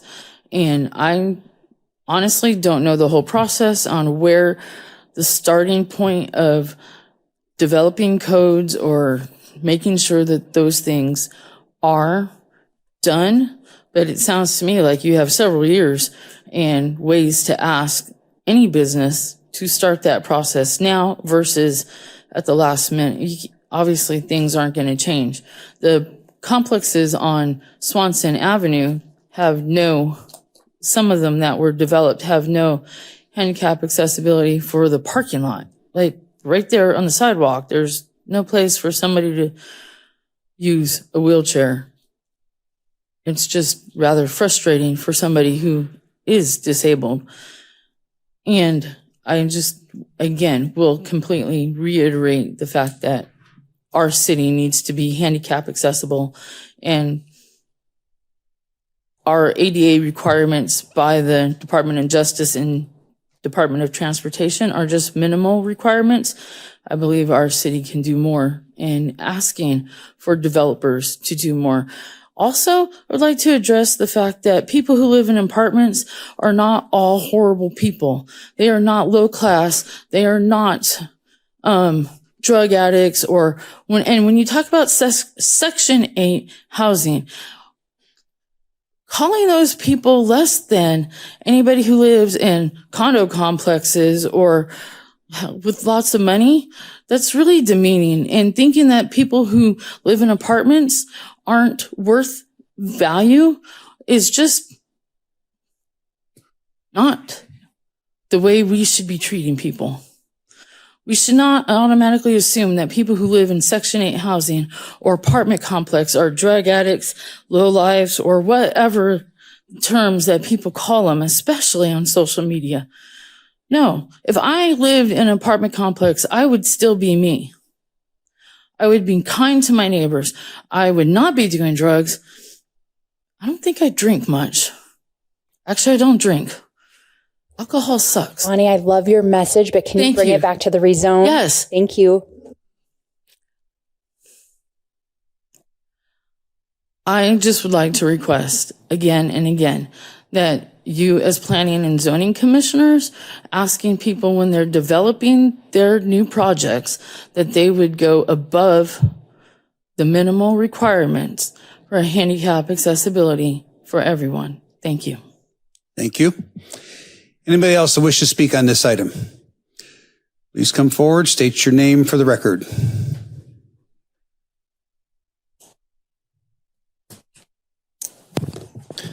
My name is Jarrett Ports, and I'm a resident of Lake Havasu since the early 90s. I'm also a developer in town. We own the shops at Lake Havasu, which have been referred to a couple times. Developer have come together. The new apartments, also Convergence Health, which is the medical campus that's built with the new surgery center and all those developments, restaurants, entertainment, a lot of those things. First, I'd like to say that as a developer, I'm a little embarrassed of my past presentations. This group has been pretty thorough and amazing, and so thanks for that. We'll have to update our game a little bit. But his card, yeah, I can't afford his card. So, but you know, this process was done with a ton of intention, a ton of thought process, and a ton of care for the community. So, as a developer, I'm jealous to have seen the team that's put together, that puts together such a thoughtful process and goes through that. But as a citizen and a developer, I'm super thankful. So I'm super thankful for this team to come to invest in our community, which I've been a part of for a very long time. Be thoughtful of the neighbors, be thoughtful of the city, be thoughtful of the community, and invest that type of thing. And so, you know, for me, it seems like a lot of the public always imagines the worst. I think there's a lot of really good examples out there of great developers that are doing great things. You know, I've researched this group to some extent. I think they're one of the ones that are doing great things. And I think they've shown through their process that they have the right intentions. One of the things that I do have to say is this city and the staff is incredible. They're going to hold this developer, as they do every other developer, accountable for what they say. They're going to hold them accountable to code. They're going to hold them accountable to their zoning. They're going to hold them accountable to their densities. They're going to hold them accountable to everything. The team at the city does a great job with that. This will be no different. So I think with the exceptions and the things that are done that have been agreed to, I think this is going to be an amazing, amazing process. And so my sincere hope is that this passes 9-0 if it possibly can. And if we treat them well and we are respectful as a city and they're respectful to us, that we can continue to entice folks like, you know, like this group, Falcon Eye, to continue to invest in our city and make our city better. Obviously that's coming from a competitor with retail and things like that. It seems counterintuitive that I would want more retail, more restaurants, more things of the nature that we own, but it's not, because these guys will continue to raise the bar and raise the boat for our whole community. And so I think, you know, from our standpoint, as the multiple businesses that we have and developments that we have, we're super thankful. And you know, I would like to point out, I think Mr. Berry made a little mistake, and I wanted to find something there to pick on him about. I think his job numbers of 308 permanent jobs are incredibly low for the type of restaurants, community, the hospitality, the grocery stores, all the things that are there. I think it'll be double or triple that amount. And so I think this is going to have an amazing impact on our community, and super thankful for you guys coming and investing 26 months and more to come. So thank you guys. Thank you, Mr. Ports. Anybody else wish to speak on this item? Please state your name for the record, Mr. Greeley. Sir, my name is Steve Greeley, resident of Lake Havasu City. The prior hearing, there was some talk about what we would have done with the property if it wasn't auctioned off, and I might be paraphrasing a little bit. I went to the city council to call to the public before the auction took place, and I asked the city council to just bid the lowest amount of the appraisal, which I believe was about $7 million. that would have prevented all this, in my opinion. We could have used that property for recreational facilities, expanded not only for our residents and visitors over time, but we would have ownership of that land on the island. I'm not anti-development. This is the island. The State Land Department just auctioned off over 600 acres north of town. Build out there all day long. I mean, that's just a wonderful opportunity for economic development. We got land by the airport. Build all day long. My problem with this is it's on the island and along our shoreline. So there's no obligation to rezone. There's open space out there. And let's not you lose any of that anymore, because eventually the north end of the island, that beach, and it's more accessible down to lake, that'll be auctioned off by the State Land Department. And Body Beach will be coming soon. And you're going to set a precedent today, if you were to approve this zoning, for the future of those two areas in our community. And I would encourage you to vote no on the rezoning, but if you're compelled to do anything, consider the resort component of the project and maybe some commercial to support it. I don't believe that we should have any more residential out on the island and along our shoreline. And I'm just cautioning you to really think about what this is going to do for the future of our community, especially when it comes to the way that the island looks and possibly Body Beach. So developers are probably listening and wanting to hear what you're going to do, because that will be the next step for any development, I believe, in our community. Thank you. Thank you, Mr. Greeley. Anybody else wish to speak on this item? Please come forward, state your name for the record. Good afternoon, Commissioners. My name is Sean Buckley. I'm the CEO of Go Lake Havasu. Real pleasure to speak with you today. Unfortunately, I didn't have an opportunity to speak prior, but I do want to lend my voice to this matter from two different fronts. First and foremost is my professional capacity, but also as a resident of Lake Havasu City. And I think the position is very parallel from both ends. Professionally, what we are entertaining here today with this property really speaks to the traveler that we are currently enjoying here in Lake Havasu City.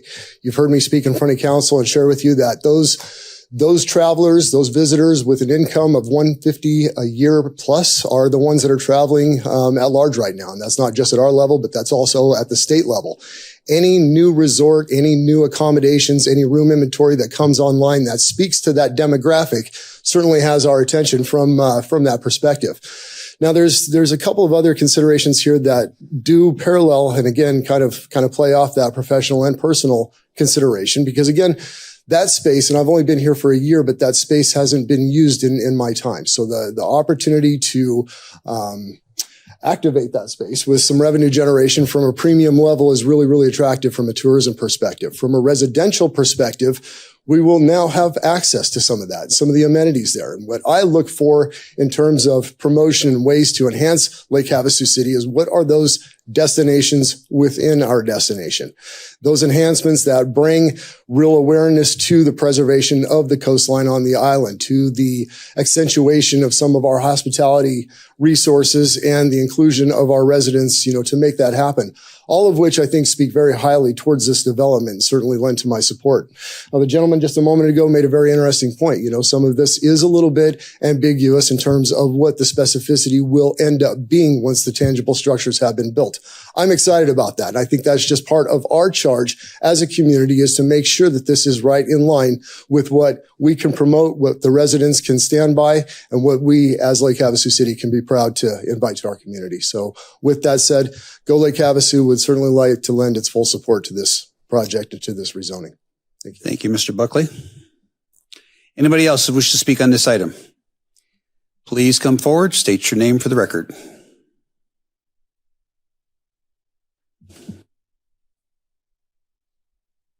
Hey, my name's Jeanette Clayton. I am the owner-broker of Lake Havasu Vacation Rentals and Sales, and I also represent Nautical Estate Townhouse Property Management. And I do want at first just to say thank you to Falcon and their group.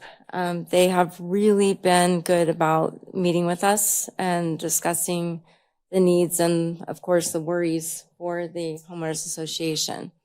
The subject that they brought up a little bit ago about possibly creating some sort of stipulation on the wall, that is a major concern for them. We have had a few Zoom calls just on the complex itself. They have taken a lot of time with us and changed plans, listened to the owners, because of course their concerns were we had a grocery store to begin with, and then they moved the buildings and now there's apartments.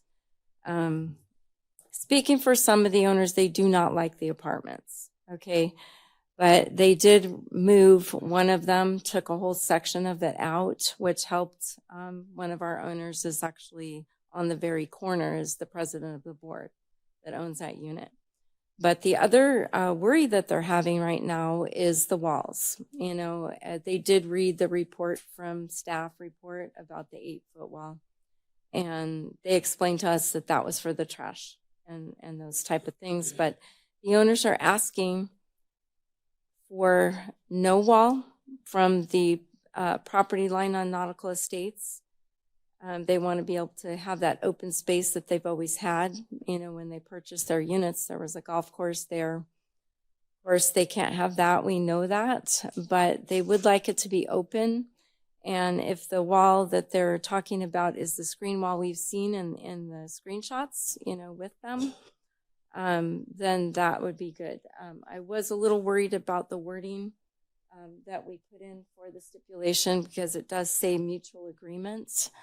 So I need to know from staff maybe how that works. If there is a stipulation on the wall itself now, I mean, is that going to change if it's not mutually agreed upon? If that section of the resort is sold or anything like down the line, does that follow with the property? Mr. Chairman, may I? Mr. Gilbert. We can certainly entertain a condition that the HOA and the developers come to an agreement that's approved by both parties and accept that as that boundary barrier, whether there is one or not.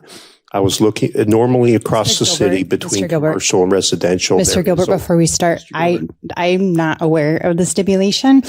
We haven't had a chance to discuss it. I do have some concerns myself from the city being involved in that and what that might look like. So I think before we get too far down that path, it is something that we need to discuss. Okay. In all fairness. From the standpoint of in other parts of the city, we do require walls, but in this case, because the type of district Island Body Beach is and the adjacent condos, there's no wall requirement there in our code if those were elsewhere in the city. So it's something that certainly is not necessarily a problem already with us. I just want to mention that as well. So it is not required to have a wall there, is what you're saying? Between two special use districts, no, there's not a requirement for a barrier wall. It shows a zero requirement. So that's something that, again, we need to talk about internally and see how we can word the language on that. Our city attorney is right. We need to discuss that. And may I interrupt and ask Ms. Gary a question? If in any potential motion it were proposed as an exception to use the proposed stipulation at the request of the Nautical Estates condos verbiage that Mr.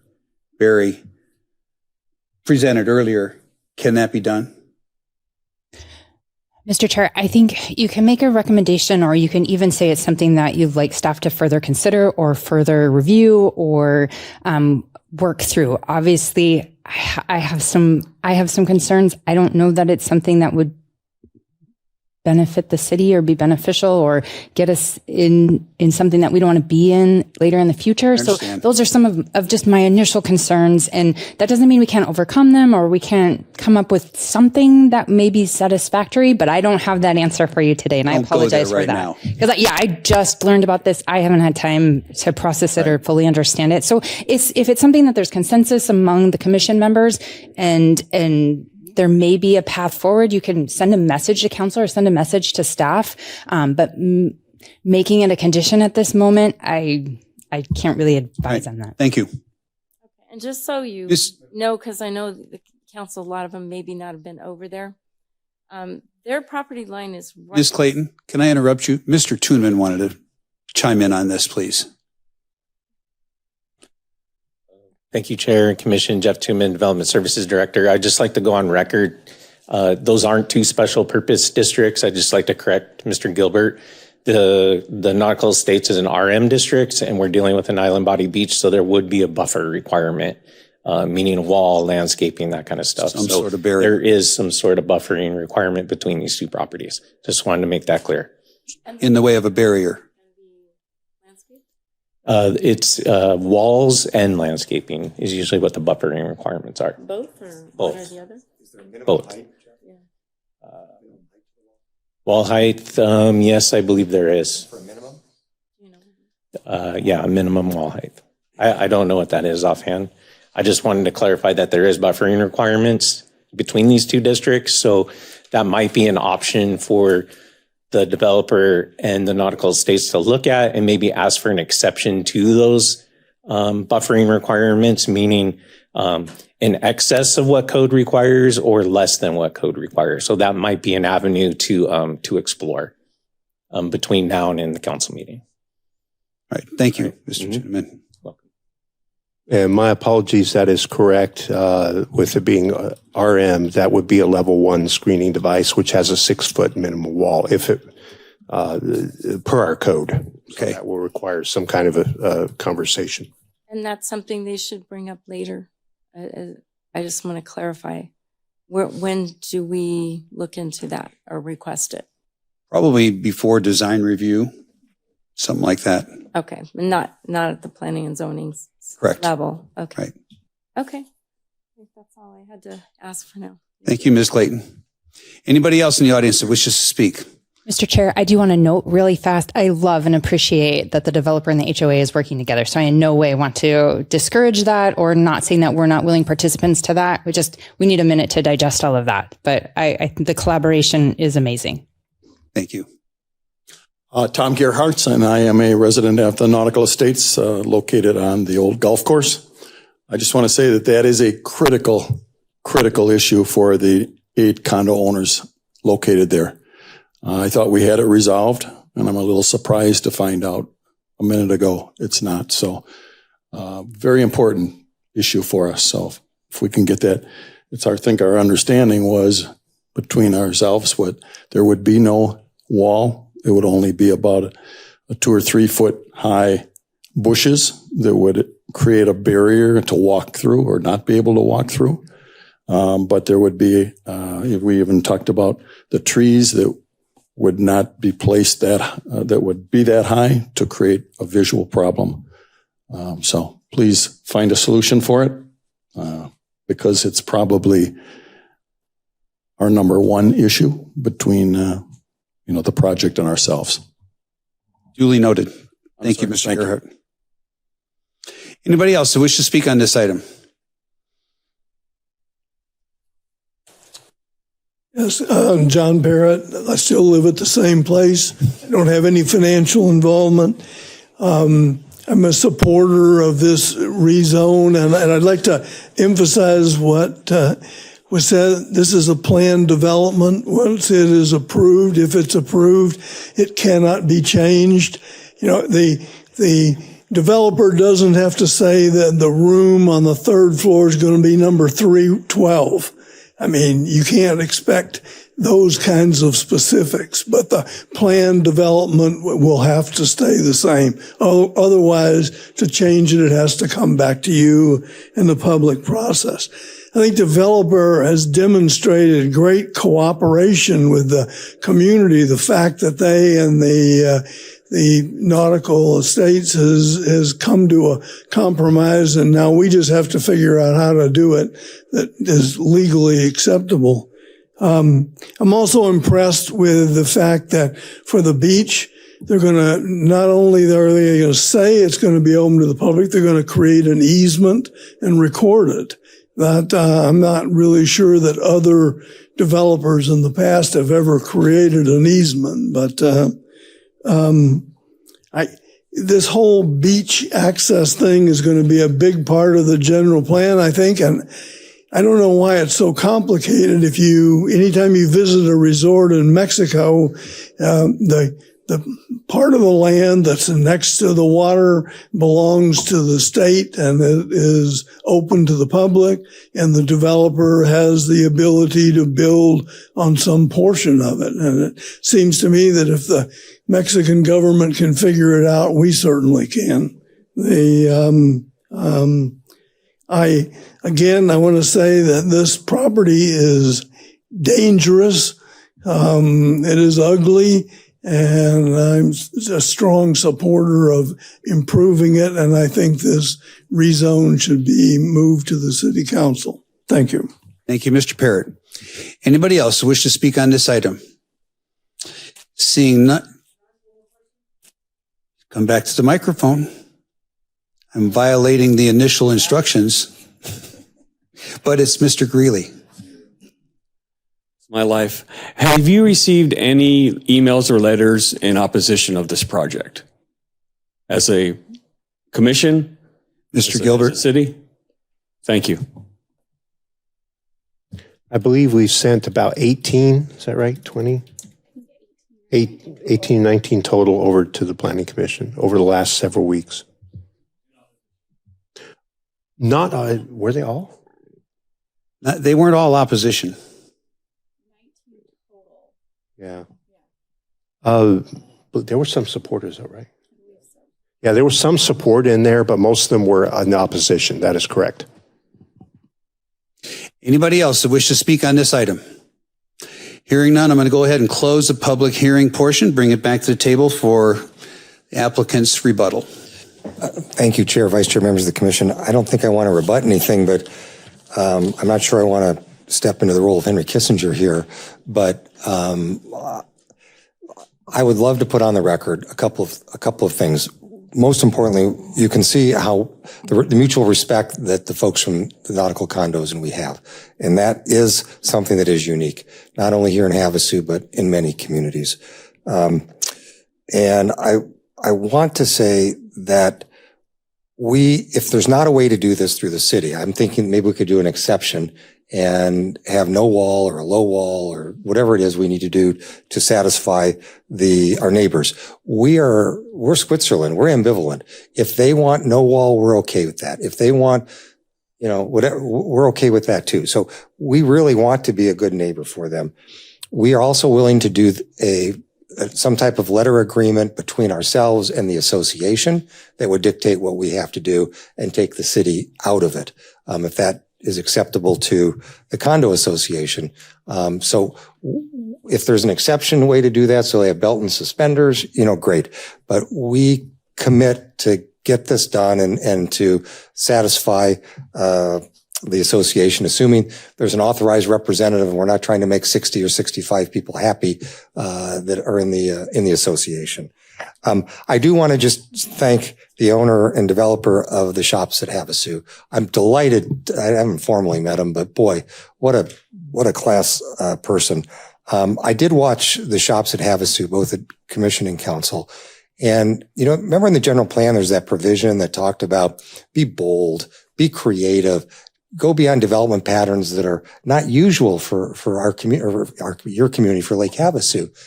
And what he did with the shops at Lake Havasu was bold. It was outside the box.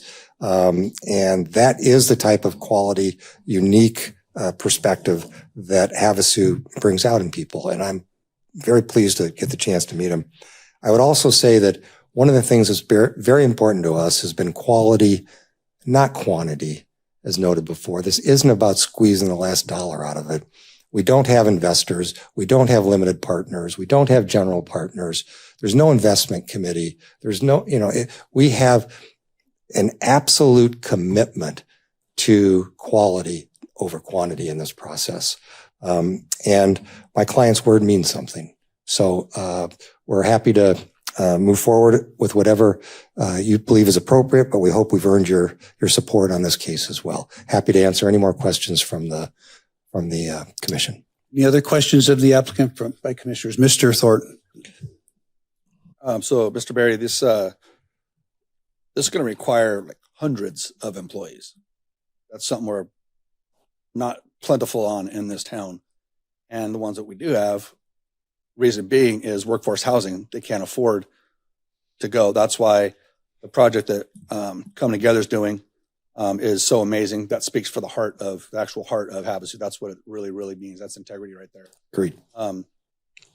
Looking at these apartments that you have on here, initially, one of my questions was going to be, what level of what type of apartments are you considering that for workforce? But you said there's going to be luxury higher end. So that's like, that takes our workforce out of that. So you've got this whole new community that's going to require hundreds of people, hundreds of workers. And where are they going to come from? First of all, I mean, that's a you guys problem. But where are they going to live when you do? Because that's going to be an issue too. And that's a big concern. So. Chair, Vice Chair, Commissioner, I mean, I agree with you 100% on both counts. I don't have an answer. I mean, every community that I've had the privilege of working in is confronting the same issue. And I wish we had or were we willing to do the hard work to solve or make a dent in that problem. I understand, and I wish I could give you a solution, but I don't have one. Do you think that you guys, your companies, would be willing to look at maybe additional places where you can develop affordable housing, like doing something like what Come Together is doing for? Chair, Vice Chair, Commissioner, don't know. That is outside of any conversations I've had with my client. But unrelated to your involvement as a commissioner, we would enjoy the opportunity to have a conversation with you about are there opportunities for us to be more active in the community and helping to address that issue all day long. Happy to give you my contact information, or David will give you his, and let's have the conversation. Yeah. Any other questions of the applicant? Thank you, Mr. Berry. Thank you, Mr. Chairman. All right, we are now at the table for staff's exceptions and conditions. Thank you, Mr. Chairman. Before we get there, I have a couple of clarifications. The statement was made that we haven't built any significant apartments last 30 years. That's large complexes. We do the smaller ones regularly, 20, 30 units, but these are the big ones referring to like 100 and plus. And that is true. Also, it's common not to do detailed engineering and planning design, the very detailed stuff until after getting project approval, because there's so much at stake financially already invested that they want to be sure that they have certain entitlements in place before the deep dive goes in on things such as grading, planning of what the exact construction pattern is going to be for the units. That'll all come later, and that'll be handled through the planning process as well. So, but those will be future steps. So conditions for code compliance for this project. And again, we're going to discuss the topic that came up between the HOA. That'll be done after this meeting, and see what kind of solution we can come up with on that. But for now, condition for code compliance, the property shall substantially match the general development plan. All off-premise directional signs permitted by the requested exception, which I went over earlier, shall be approved through a sign permit process. The applicant shall enter into a development agreement with the city addressing the developer's responsibility related to current and future infrastructure installation and maintenance. And that includes adjacent roadways. And finally, building permits and design review for compliance with city code shall be required prior to any construction commencing on the subject property. And Mr. Chairman, that completes my conditions for code compliance. Okay, we are now at the table for discussion and or a motion by commissioners. Mr. Chairman. Ms. Ballard.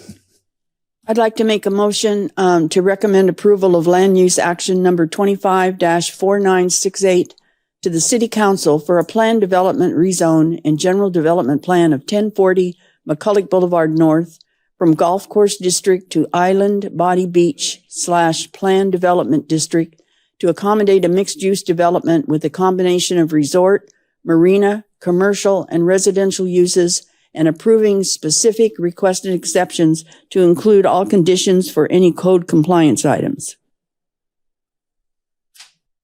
We have a motion. Do we have a second? Anybody? Mr. Lair? I'll second. We have a motion by Ms. Ballard, a second by Mr. Lair to approve ID 25-4968 as stated. Any further discussion on the motion? Ms. Wilson. So I brought up previously, and I want to reiterate now and ask for some additional conditions. That what is brought before us is we have seen conceptuals and site plans and all that stuff, but we're not voting on that. We're giving them just a zoning overlay. And so I would like to see a more commitment to and a condition that we bring that site plan into play here. And so that if there are deviations away from that site plan, then it needs to come back for approval. And based on that final site plan that they had put forward. Just so there's a more concrete understanding of what they're actually proposing. We've had plenty of conversation. We've discussed the intent, but it's not concrete unless we ask it to be. Any further discussion? Mr. Lair? Yeah, my understanding would be that the general development plan as presented is part of the motion that's presented. It doesn't need to be, that is part of the motion. Yeah. Any other discussion? Anybody else? Mr. Stevenson. Just one point of clarification. It came up earlier from Mr. Greeley asking about emails, and yes, we received a significant volume of them. Many of them were dated September, October, and most of them have had their concerns addressed by the developer who has made changes from these emails. So although, yes, we received a large number of correspondence and public comments, the developer through this process has addressed a lot of the concerns that were brought up in the negative points that were brought up, especially by the Nautical Estate Committee. So just for the record, so that it's clear that we are not voting against an entire public output or negative. All right. Any further discussion? Anybody? Let's call for the question.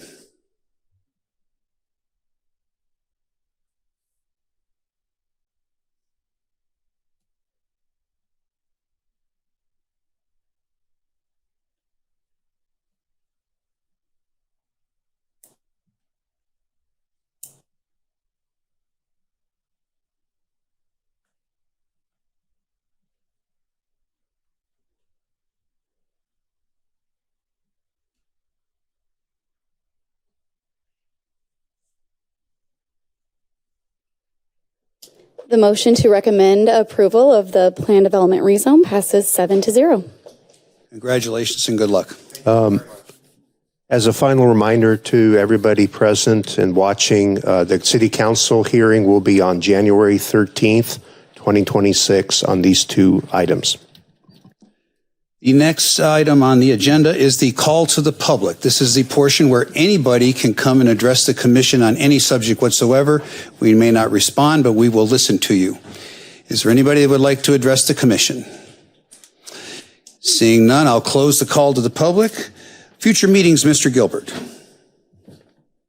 Thank you, Mr. Chairman. The regularly scheduled meeting for Wednesday, December 17th, 2025 has been canceled. The next regularly scheduled meeting of the Planning and Zoning Commission is scheduled for Wednesday, January 7th, 2026. So no meeting prior to Christmas. All right. Thank you, everybody, for your attendance. We are adjourned.